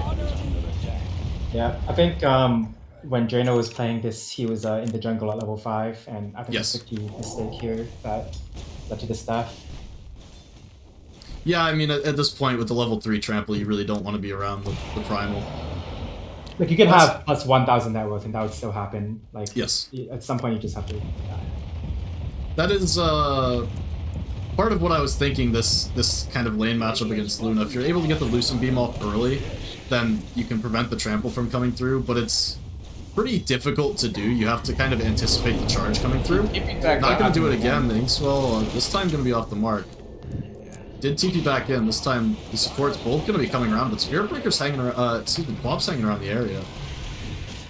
Still the TP on the back from Lychee King. They're going to go look for the kill onto Kurt, but Cephos, he's just going to man up. The Chrono dropped over the top. Drano, he's going to try and take down Luna. Not a lot of damage there, and for IDC, he's surviving through, but eventually he's going to be grabbed up. Polarized connects onto everybody, and the scream, it's going to be dropped over the top. 2 kills there. Way going to make it a third for Georgia Tech. If they can find the Spirit Breaker, maybe. Doesn't have a charge for 7 seconds, but Drano, he doesn't have a time walk either, so he's just going to chase him down in the river, and eventually he's going to have to give it up. Radiant's bottom tower has a nasty situation. I mean, what a scream, right? Yeah, and I think I hit 3 people. That was amazing. Radiant's bottom tower is under attack. It seemed a little bit forced given the Grimstroke going all the way back to the right side of the lane and towards his tower. Radiant's bottom tower has a nasty. Still, they make it work. They bring Drano down, so that really being the key difference. They're able to get the carry involved early. Radiant's bottom tower has uninvited guests. But yeah, it's the same thing. I mean, we kind of touched on briefly, but Luna TP'd back down into the lane, so Toronto needed to do something, otherwise they were just gonna have kind of sustained pressure on Luna out of position where she wouldn't be able to find farm. Right. So that's what ends up setting up that good fight for Georgia Tech, is Luna just ends up somewhere she doesn't want to be, and they need to try and make the most of it, but they end up taking a wishy-washy fight. Yeah. In the mid side, Spirit Breaker falling low, looks like not gonna be sniped. Looked close, and then it didn't look close, and all of a sudden you see Grimstroke off to the side channeling up. Just the level 1 stroke of fate, so probably wouldn't have been enough. 2k gold lead actually after that fight. It's yeah? pretty significant, I would say.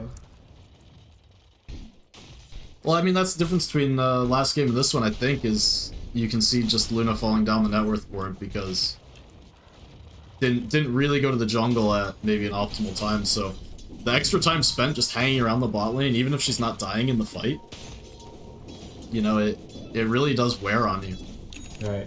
And that's time spent requesting resources from your team instead of your team going off doing their own plays.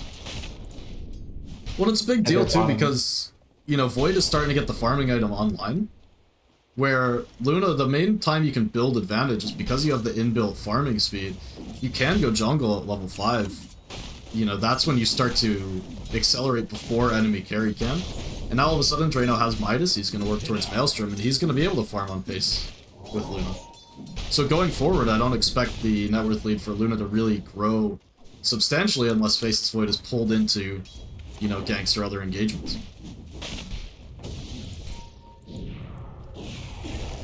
Rotation coming in from Koali up on the top side. They bring Cephos as well. Gonna try and find Holy Moly. And he's able to pop Darkness, but not gonna find anything off the back fit. And in the mid, they were able to find Kurt trying to hold this mid tower. But look at this, the TP from Drano. He's thinking about it. He's got Chronosphere available. Knows he doesn't have the damage, so not gonna jump forward.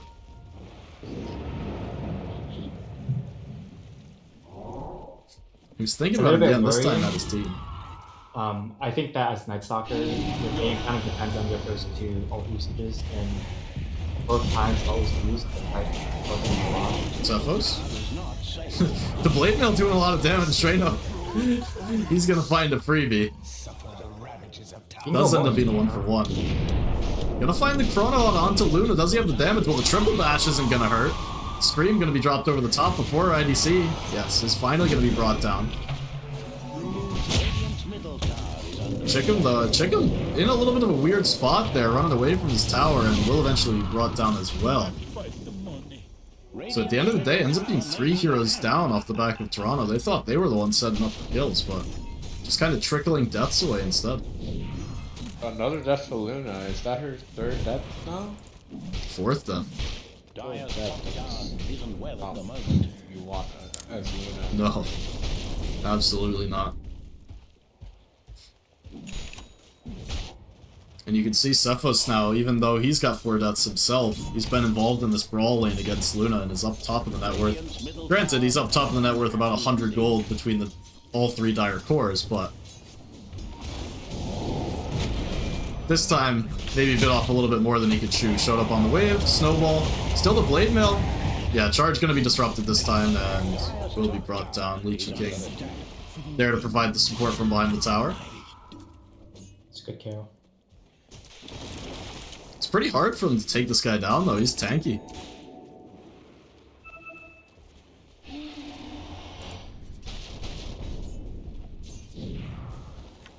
Where's that charge going?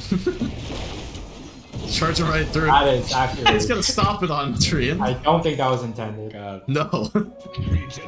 I think he was headed all the way to the bot creeps. I think that's where the charge was targeted. He'll take the kill, though. I mean, never gonna complain about that one.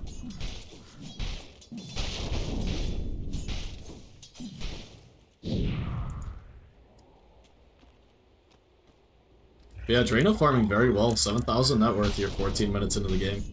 Yeah, gonna have that Maelstrom completed in a moment as well. It's really farmed. Yeah, so, you know, I said in draft that since they don't have a ton of damage to pop into the Chrono, you know, if Void starts to fall behind, you can potentially have an issue with that. Well, it's not going to be this game where he's falling behind. Soon enough, he is going to be set up to look for these solo kills in the Chrono. Yeah, I think unless you go with the mom build, I don't know if you can 100 to 0 people, but... Well, soon enough. Not yet. Not just the Maelstrom. I like this approach to this game. It's over the mom, like just securing your late game. It's really good Void game, and carry matchup is extremely Void favored. Provided you go in that length of game. So. Top tower is under attack. The minus approach is good this game. Yes, yeah. But, you know, Toronto, things look like they're going to get worse before they get better, because Cephalus, he's almost got a heart already. He's a rich primal beast. He's been absolutely just full mode Space Maker. He's been involved in just about every fight there's been. He's got 5 deaths. And he's still super rich. Yeah, I think just killing the carry twice in the bottom lane just catapulted him. Yeah, well, I say he's got 5 deaths, but I don't mean it as a bad thing at all, because he's absolutely doing his job. He's making a ton of space. He's setting up good fights for his team, and, you know, when he is dying, pushing out, you know, these side lanes, if his team's not connecting, they're finding a lot of farm in it. It takes the full commitment from Toronto. It takes 4 heroes to kill him at this point. Yeah, he has a very good game today, this game. Rotation not under smoke, so gonna be caught out by the ward from University of Toronto, but Chico trying to TP away. Just makes it. Of course. Dire's middle tower is under attack.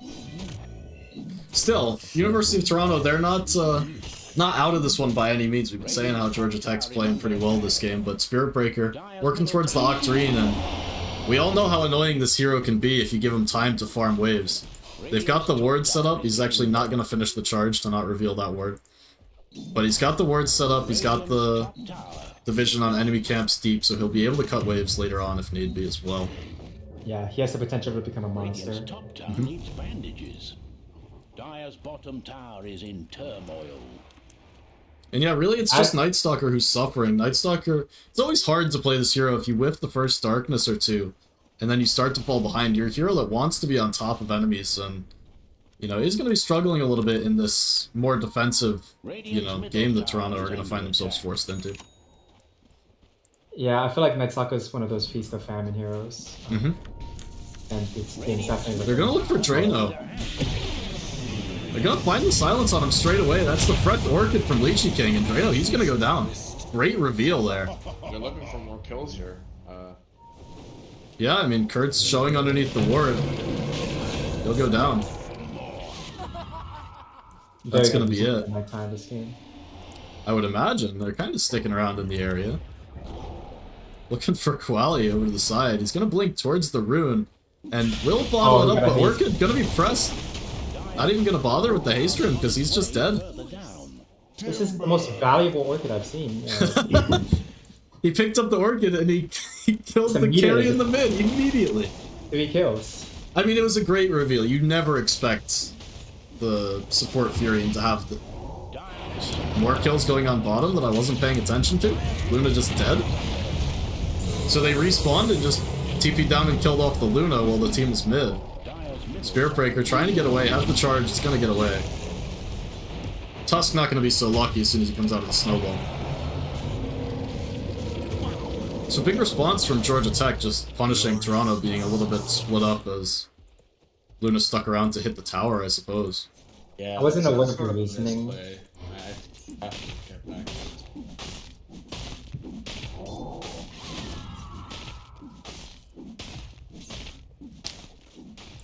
Still, I mean, it's overall, it's still a big sequence for University of Toronto. They get big kills on cores that have proven pretty difficult to kill so far in this game. And another silence, this time maybe baited out with the haste rune.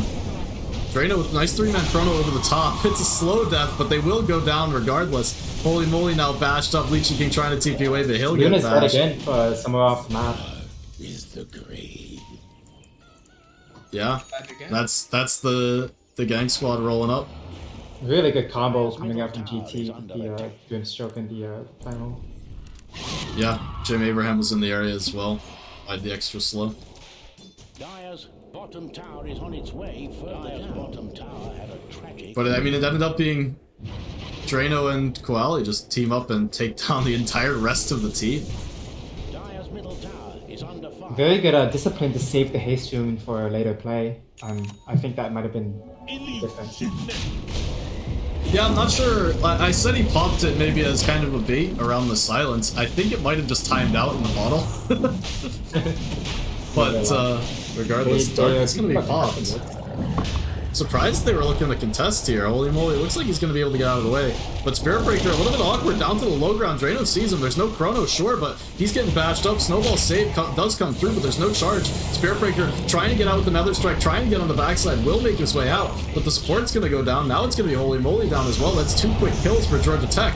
The rest of the team needs to get the hell out of dodge, but Luna's in. Luna popped Eclipse, now trying to run away, but she's up front. She's in a lot of trouble here. Drano gonna find the time dilation on. Luna's slowed down. The Manta trying to hold his way off, but he's just gonna have to turn and fight because he's gonna go down. He's not gonna find anything for his trouble. That is They were not as high when it happened. Yeah, they just a little bit over-ambitious with the contest and just get caught out, and as soon as you lose one hero, the entire fight's over, and it's how can you get out, and for Georgia Tech, it's how can you chase.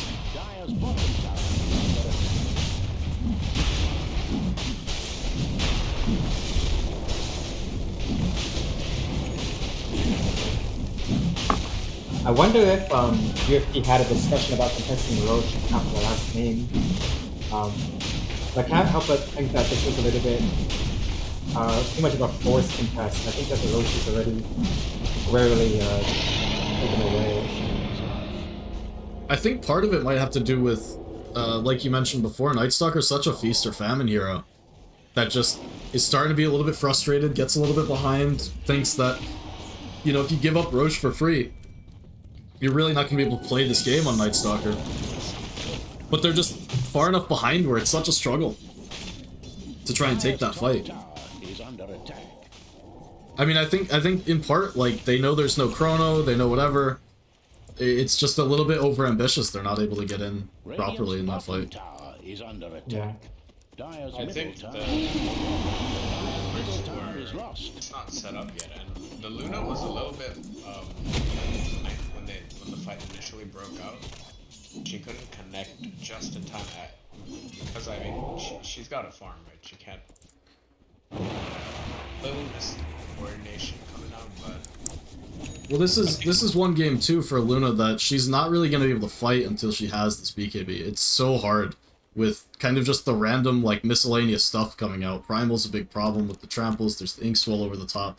Any of the tree spells that are just area denial are just very annoying to deal with, as well as the dagger. I mean, it's so easy to kite Luna until she has this BKB. Yeah, no, for sure. So she very much struggles at getting into the fight. I mean, there are like the ideal fights you can take where kind of enemy team runs into you and you just are able to stand your ground and hit, but it's not the easiest thing in the world, I think, at the moment. Gonna see a little bit of smoke coming out from Georgia Tech, swinging through the jungle. See what they can find. Gwaliags and Kaya are available, and they're gonna find Luna. This is the big kill. This is the one you want. The snowball save, but can they really do anything about it? Sepho's gonna drag him all the way back. Sonic Wave gonna be off the mark, but Luna will still go down regardless. She's so low falling and will eventually go down. Did get the Eclipse off. They will trade out for one kill, but looks like they're not gonna be able to find anything more. Georgia Tech looking to try and clean house now. Spirit Breaker charging through, trying to make something of it, but Gwali, he's just fine. Shard the silence on top. Gonna be 3 kills for him as they do lose the 2 supports. But that's without Void. I mean, Drano not even needed for that fight. And he has Chrono when everyone respawns, so it's... Yep, BKB and Mjolnir available. Dire. Quite literally looking dire. True. I mean, part of the question that I want to ask now is how, like, what is Toronto's angle back into the game? Because it's looking pretty hard for them to play in regular fights. Is it just that they need to push waves, cut waves, and stall, and try and find that next round of items? Like, how... Yeah, they have a good global lineup. The Spirit Breaker has the Octane core. You can start pushing out waves, try to force a little bit of split on the Dire side, and then maybe take advantage of that global lineup to take them apart. I don't think you can run into them anymore. I think the threat of the Chrono is too much, and I think this final piece is too big as well. Yeah, I mean, it's looking pretty bad. Like, Toronto have taken a fight or two where they get, you know, not a great jump, but they get a decent start where they're not just caught off guard. But the net worth lead has proven to be too much, and it it's a 9k lead, but it feels like a little bit more because you have 8,300 gold on Lychee King, which isn't insignificant, but you know, the net worth lead a little bit misleading because your cores are, you know, that full item behind on each of the 3 cores. So it's not like it's a 10k lead where they're, you know, at most like barely an item. It's the full, you know, 1+ item on each of the cores. Top tower isn't well at the moment. Radiant's bottom tower has uninvited guests.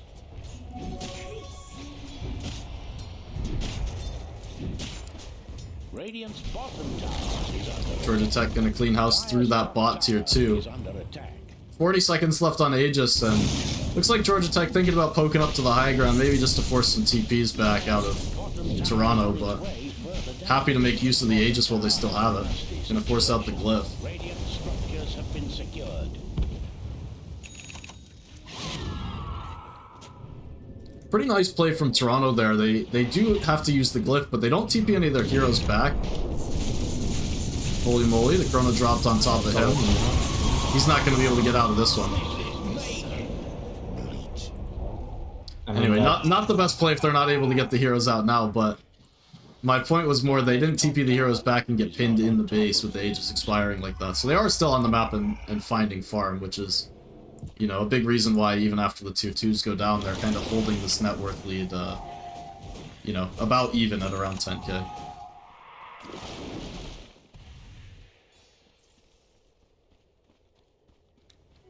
The seeds of war.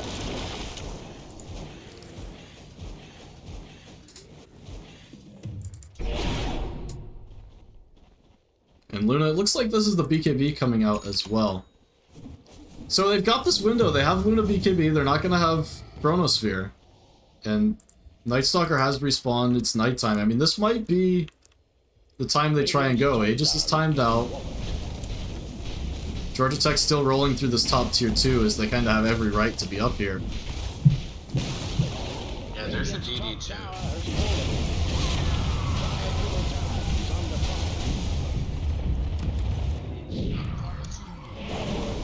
think if Lana takes that DD, they can take a fight up with it. Yeah, bottle left over for him.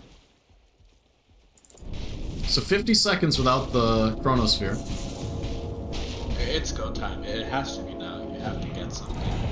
You'd think. Cephos out front, but not going to be able to grab him, is a little bit split up, and Jim Abraham, I mean, he's getting so much information. This is so valuable.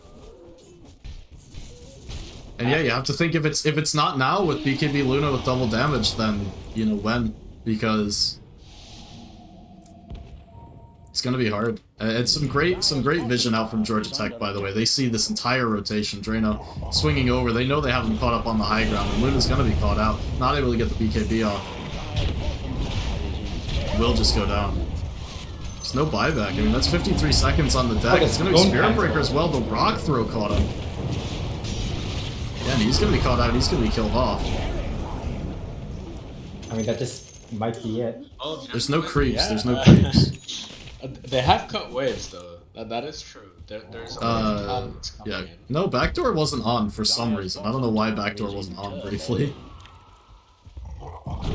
I guess the mid-wave eventually like did get a toe up in the high ground, and there's one range creep surviving. I don't think they have Glyph either. This might just be a tier 3. Radiant's middle tower may need a hand. And to think they were so close to winning in game 2.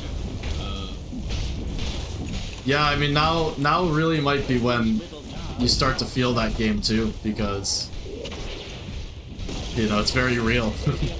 And now's when I wish these like finals, quote unquote, were best of 5, because this series could absolutely have, you know, more games. This has been very back and forth series.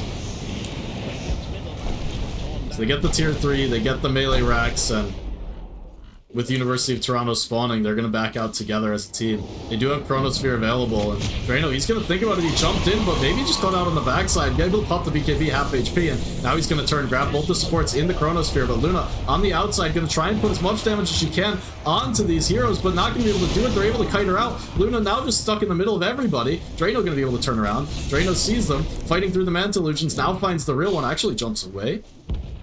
The buyback came out from from Lychee King, excuse me. And they'll respect it, they'll back off. Night Stalker will be left behind, and the silence, it's actually enough to get him away. Just TP. Dire's top tower isn't well at the I'm so moment. surprised Drano didn't continue to commit forward, but I guess he didn't want to throw his own life away. You know, maybe a little bit scared. Dire's top tower is not on top of things. Radiant's Still Yeah, I guess 17k Drano- net worth lead, and Dire's top tower isn't well. I mean, I think at the GT know that they're incredibly strong right now. yeah. Not top. Like even without Chrono, they feel comfortable going up the high ground. moment. Been secured. Yep, this is the glyph from taking down the tier 3 before, so they're just gonna stay up on the high ground now. Tower has fallen. Kind of a dual-pronged attack. Wally in the mid had the shield room, trying to force down the range racks. Will be forced off the high ground.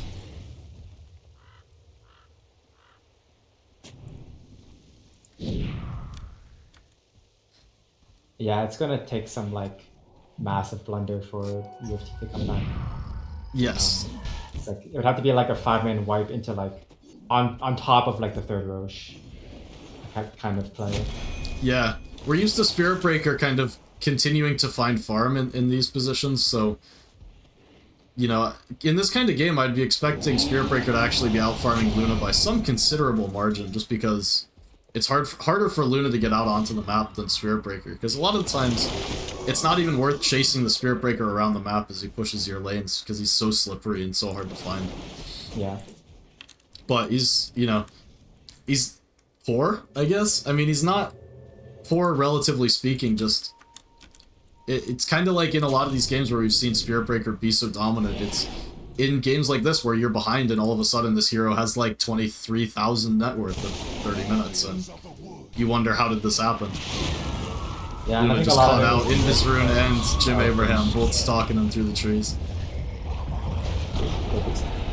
Luna's not gonna get bricked this game. No, absolutely not. Kurt, the only hero down bottom. Toronto TPing to try and find him, but Spirit needs to be taken down. Check him. He's still hunting, and they've got the charge over the top, so eventually we'll find the support. But through the gate, Drano's here. Has the Chronosphere available? I don't think you can see anyone. No. Cephos in as well. He does see Chickum now. Chickum blinks up, and Cephos clicks on the portal.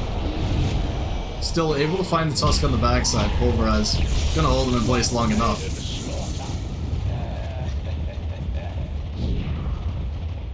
Roshan available.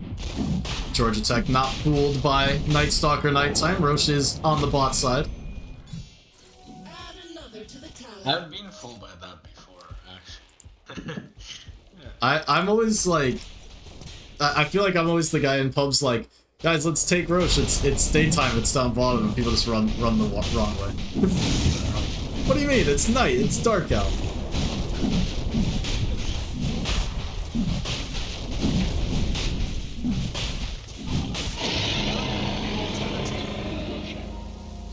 So Aegis in hand, and you mentioned it was going to take a pretty large blunder from Georgia Tech to throw this game over. Well, now with Aegis and Cheese, it might be an even bigger blunder. Yeah. Hex up on Quali as well. Like 5-man fountain diving. I actually think that GT can win this 45. Like one Yeah. of the first. I mean, they've got Soulbind Hex as the combo as well now. Yeah, really strong. And that just means Luna's never going to be able to man-fight between Chrono and Hex. There's always some way to control, some way to kill her off. They're doing their best. They're going to put pressure up on this top half. Luna and Spirit Breaker both. But Georgia Tech going to be happy to take down the bot racks. They're going to head over to the mid and potentially even over to the top, as they do have all the outer towers taken care of. And a glyph, and they only got about half damage on the tower, and the living armor going to heal that one back up, so no position to try and race this one out. Still a jump forward underneath the tier 4s. They got the charge onto the backlines, onto the supports, but the Chronosphere on the backlines, it catches 3, and it's huge. Drano, he's just going to town, chopping wood, trying to find Luna. Luna surviving, gets the BKB off, but still gonna go down. Maybe Drano trying to find the right clicks, does find them. Luna has the buyback, but refreshed up. Drano actually has a refresher orb, but no mana to cast the Chronosphere. Mass buyback's going to come out of the University of Toronto, and they really are going to go for this last hurrah play. Need to find something, but Drano, he's the one with the Aegis. He's fallen low, but he's refreshed the Chronosphere. Even if he dies, he's back at full strength. Luna finally does take him down, but like I said, Chronosphere available, BKB available. You're not taking him down twice. I'm not. Just going to walk it off. Now he's gonna jump forward, finds the Chrono onto Luna, gets the Moonglaves off, but even with the damage reduction, still taking so much. The batches are there, and Drano will take her down. And that's gonna do it. That'll spell the end of this game. As with no Luna, there's no way to defend the base. Toronto not gonna GG out, as this game will be, this series will be the playoffs and will be the East Championship, but I don't see any way they can try and play this one. We'll find the kill onto the support, but now they've dragged your cores outside of the base, outside of the fountain. And the buyback's coming. Georgia Tech, they want to take this one. They want to end it. Oh, the bash back in the fountains. Ball? Okay. A funny little detail. Did I speak too soon? The racks, they're still alive. 5 more of those and... Darth Vader, you were the one that said fountain diving could save this one, right? I have actually lost a game. It was about a year or two ago, but when you lose games from positions like these, they kind of stay in your memory forever. Yes. I remember I was playing Enigma and I black holed the enemy fountain, and they just implemented that change where you could go AFK in fountain.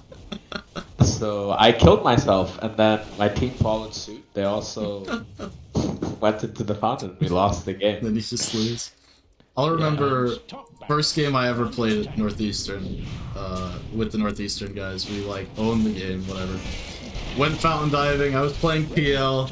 You know, it was great. I was fountain diving for like 2.5 minutes. I was getting all these kills, and then our ancient got blown up by the creep wave.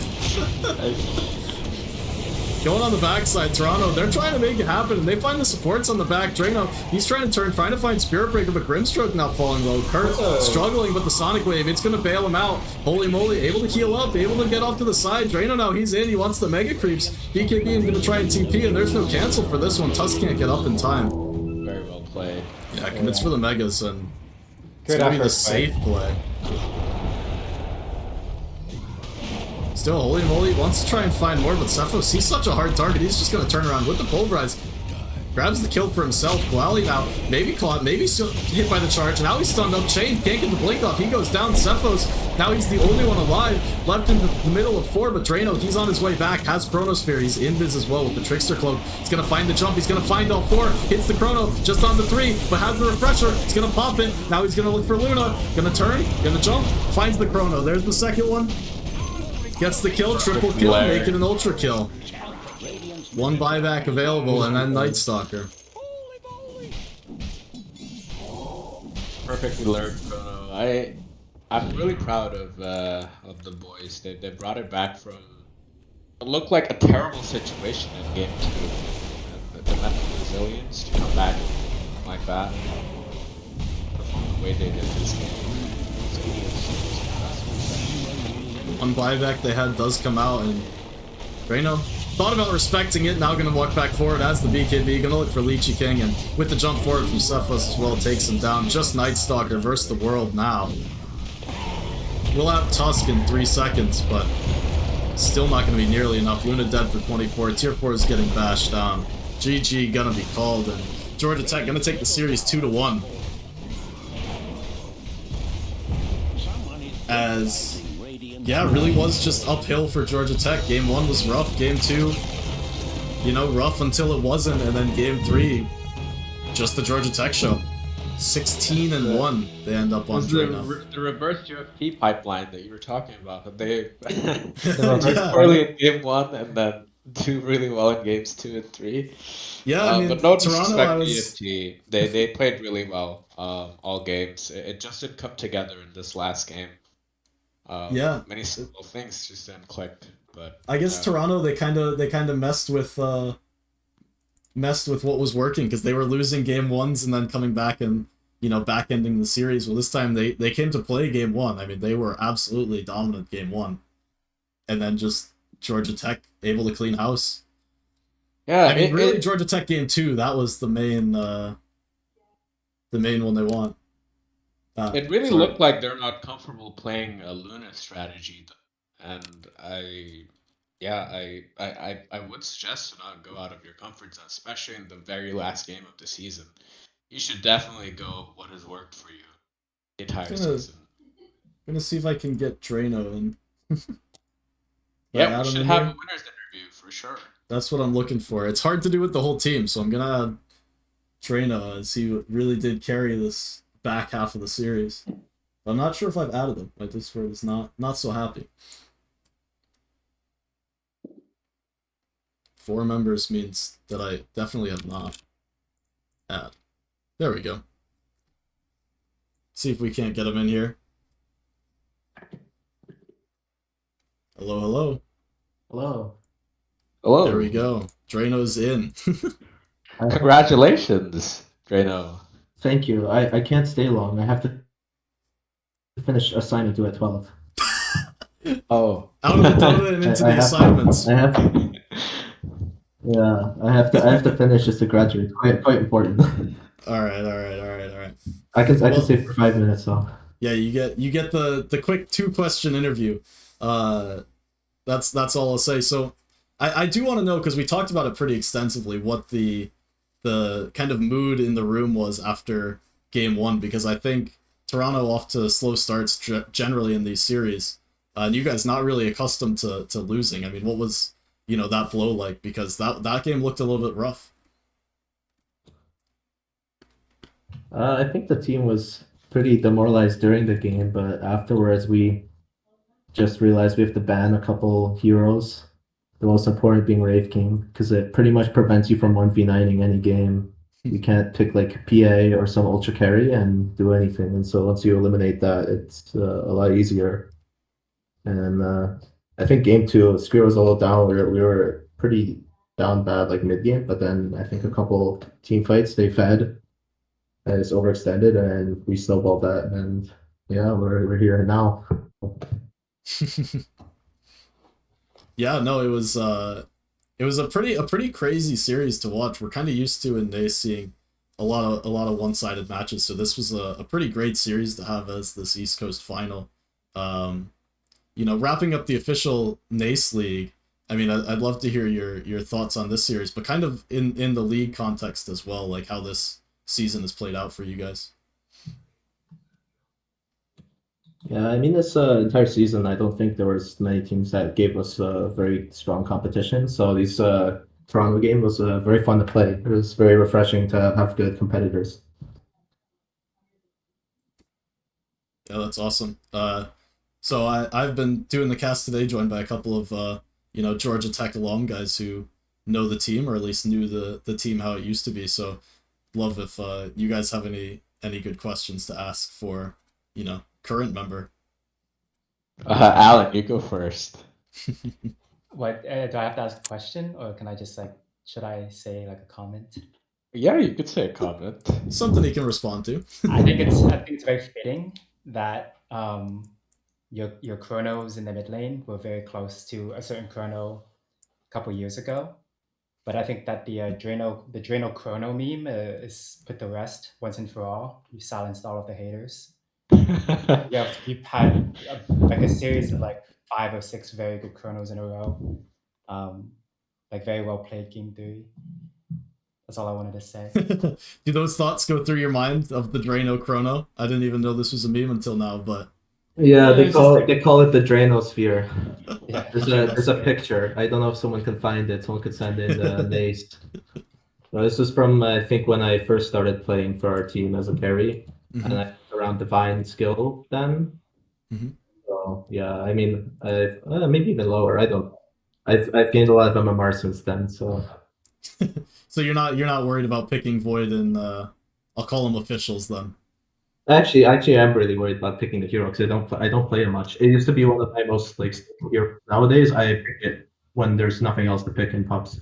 So it is always nervous to pick that hero. All right, Darth Nader, if you've got one more, I think we can let Drano make sure he graduates. So, good parting Yeah, question.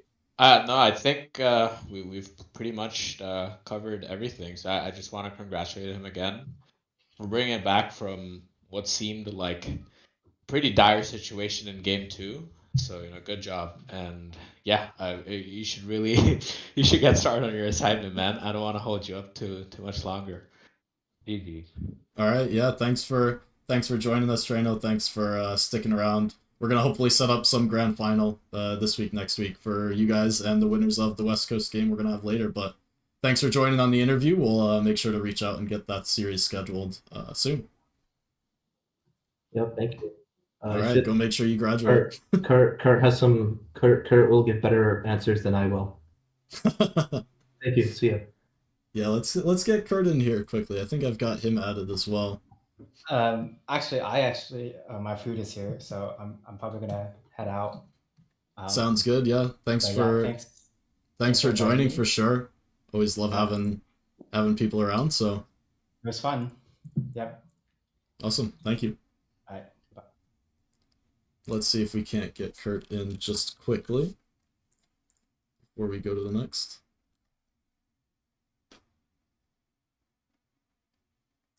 Hello, hello. What's up, cool head? So we were doing the interview. We were starting to ask some questions, and Drano tells us that he's got an assignment due at midnight that he needs to graduate. Yes, he does this very frequently, actually. I love that because that did used to be me. Except for Dota, I actually was pretty responsible when it came to Dota. But does that impact the gameplay at all? Yeah, every series we have to 2-0 or Drano doesn't get his homework done. So it's every week. It's every week. It's every week, yeah. Well, it's a good thing you guys are good at Dota. Actually every week, but it's a good thing you guys are good at Dota, or you might not be graduating. Thanks. I mean, Drano's been carrying us a lot. Well, it's pretty special. I mean, that series was a super fun one to watch. 2-1 for you guys, and started off a little bit rough in game one, and the front half of game two, right? So, what kind of what were you feeling? Like, it must have been a relief, kind of coming out on top in game two after kind of struggling through the whole game and then powering through. Yeah, I mean, honestly, we kind of didn't see a way of coming back in game two, except for we had a play in the triangle where we swapped a primal. He died in like 1 second, and that was kind of our way back into the game. Drano's also got an ultra kill with his Luna shard at the very end of the game. We thought we might lose there as well. So really just clutch plays by the team, but especially Drano. I think game one was really hard because we didn't really get comfortable picks. Like our Oracle pick was really forced. And we had Oracle Phoenix support duo, which kind of did nothing in the early game. So we made sure their laning is quite strong. So they picked strong laners as well game two. Yep. And we wanted to make sure we could contest that. So it worked out, but they were a really strong opponent, definitely. Yeah, like I said, it was a great series to watch from our end. It was definitely a nail biter going, up to all three games. I am interested to know, just because you guys were so, dominant through the group stage, like through the weekly portion, what kind of prep did you do for this game, and was that, notably different than what you would typically do week to week? Normally we meet like about half an hour before the game. We go through every Dota buff on the enemy team. We kind of just see like, do they have Meepo players or whatever, and do they have players that we can ban out? But this series, we did look at their previous series, the semifinals. We looked at their like ward placements pre Bounty Rune. Turns out they switched it up this series, so they didn't really do the same things we were expecting. But We also went through their Dota buffs ahead of time. We knew they picked Lina and Tusk and Io, so throughout this week we've been practicing some strategies, heroes that are good against those, because we didn't want to have to ban them like every game. So those are some things we did for the finals. It definitely was more focused than in previous series. Yeah, that's awesome. I kind of love to hear that kind of thing because it really is like teams taking it seriously, and I'm sure Toronto is doing something similar, especially like you said, varying up the word placement. I feel like I might be a little bit to blame because I've talked about it, 2 or 3 times this season, what we used to do on Northeastern, because I was the one that really did all the scouting, and that was one of the insights, like, because I didn't want to scout for any significant portion of time, so one of the few things that I would do is look like pre-bounty rune and first second words coming out. But I may or may not have mentioned that on a couple of games that teams may have been watching for playoff review, so sorry if I interrupted your your strategies a little bit. Looks like you came through without.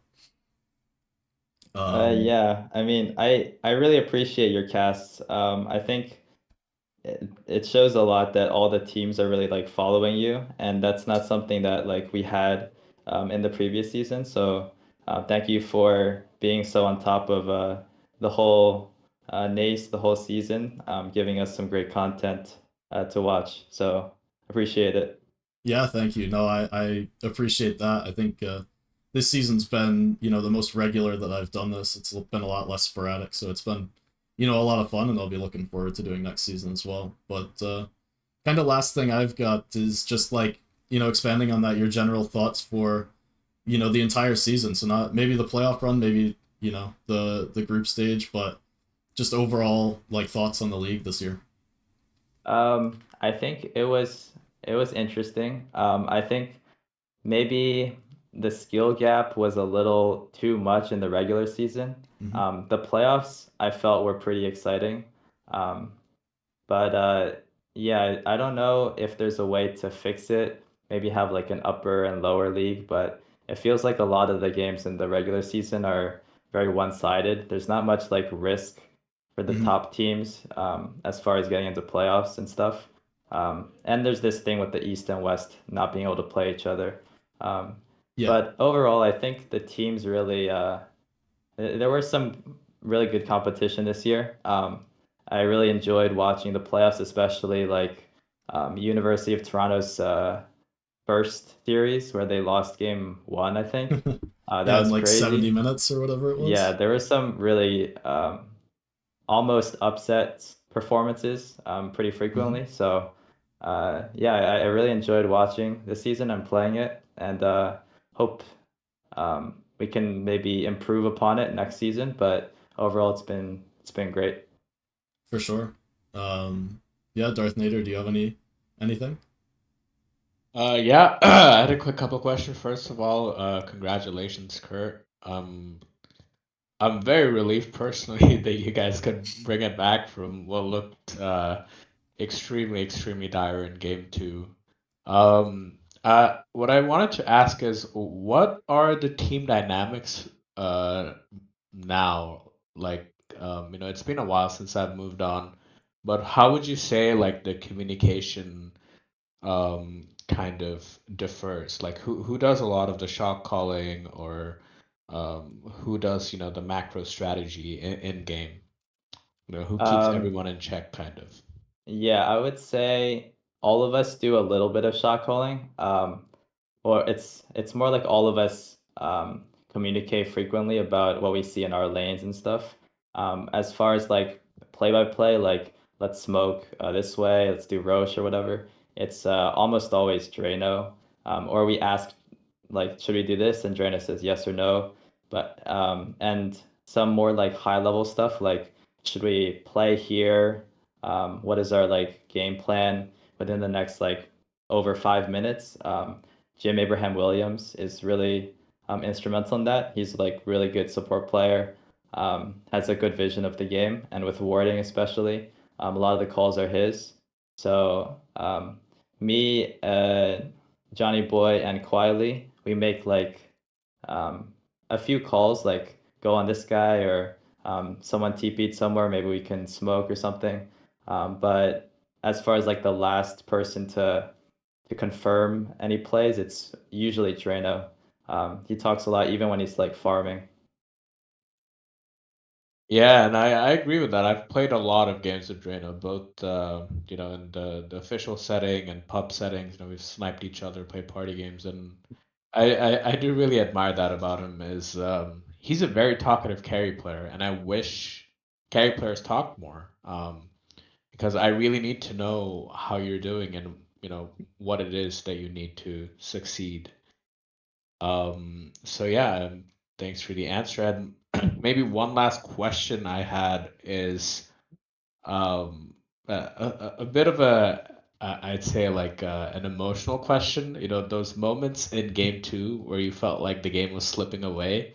Like, how did you really manage to see that or visualize that comeback, right? Because I think that's very important. Is not only do you have to believe, like obviously no one wants to give up, and you believe that there is gonna be that fight that you can come back, but how did you really, visualize that? Was it like how you guys had visualized it under that triangle where they'd extend just a little bit and you'd get that clutch kill and snowball it, or Yeah, so I think like if you're really far behind, the best thing you can do as a team is like focus on what play could you make that would win you the game, even though like you don't think it's gonna happen. Um, Basically, at that stage of the game, we were like, okay, they might be split up. Put a ward on the triangle close to the base. If they're like crazy enough to walk in it, maybe we kill one and get out or something. They did that, and obviously it's somewhat of a risky play, being outside of your base. But it's just looking for like individual plays that might get you some of the way back, and not getting in your own head and being like, okay, it's over, whatever, just AFK. Really created that play. I mean, the chance that they walk in like that is not really high from our perspective, and we get to farm like one ancient camp with that ward. But as long as you look for the next play constantly, even though it might not work most of the time, I think it's a really good mentality as a team. Yeah, I think they were kind of shell shocked too, and because they were kind of, I wouldn't say stomping the game, but they were, having a really good uninterrupted period of say like 20 to 30 minutes of whatever they wanted to do, right? And yeah, their primal actually did die in like a second or two, and that was an amazing comeback. So yeah, good job and congrats again. Thanks. Yeah, thanks for coming by. Like I was saying to Drano, we're looking to set up that East versus West Grand Finals, so you guys versus the winner of UCSD Alberta. I'll reach out to you, probably tomorrow, you guys. I was hoping for, something like potentially Saturday, but I'll get you guys and the winners of the West in a room, and we can hash it out so that we can get a best of 5 championships sorted if possible. I think that would be a lot of fun. Yeah, for sure. We would definitely be open to that. Awesome. Not sure about the logistics, but yeah, we'll figure it out. Yeah, we'll coordinate for sure. Sooner than later, hopefully, but we'll make it work. All right. All right. Thanks Sounds again for coming through, and thanks for doing the interview. Yeah, appreciate it. All right. See you later. See ya. All right. So I'm going to take a little bit of a break, 15 or so minutes, and then we're going to get into the West Coast set. So if you're still here, stick around. There's a whole nother playoff series to go. We got to find out who's going to play in this East-West best of 5 finals whenever we can get it scheduled. So we're going to be doing that tonight. Those games may or may not have happened. Don't go spoil them for yourselves. I'm not sure if they're over, actually. I don't know anything about the series. I haven't spoiled myself. I'm excited to go and watch, fresh. I'm going to do that series. And yeah, thanks for coming through with the cast, Darth Nader. It's always fun to have you on. So Yeah, of course. Thanks for having me on. And yeah, I mean, hopefully, if the BO5 is scheduled on a weekend, I think we can try hopping on then as well. And yeah, should be fun. I think getting that on a weekend is probably easiest on people's schedules because BO3s, if they go to 3, you know, it's kind of late. But BO5s, if they go to the full 5 and you're looking at a 6.5 hour series, you know, yeah, it's a little rough. Yeah. But yeah, okay. Thanks again. I'm going to hop off. I'm going to take my break and then I'll be back with the West. So thanks again and I'll see you soon. Bye-bye. Thanks for having me. Bye. Alright, like I said, I'm off to the break, but stick around, stay tuned. I'll be back 10-15 minutes, and we'll see you for the West.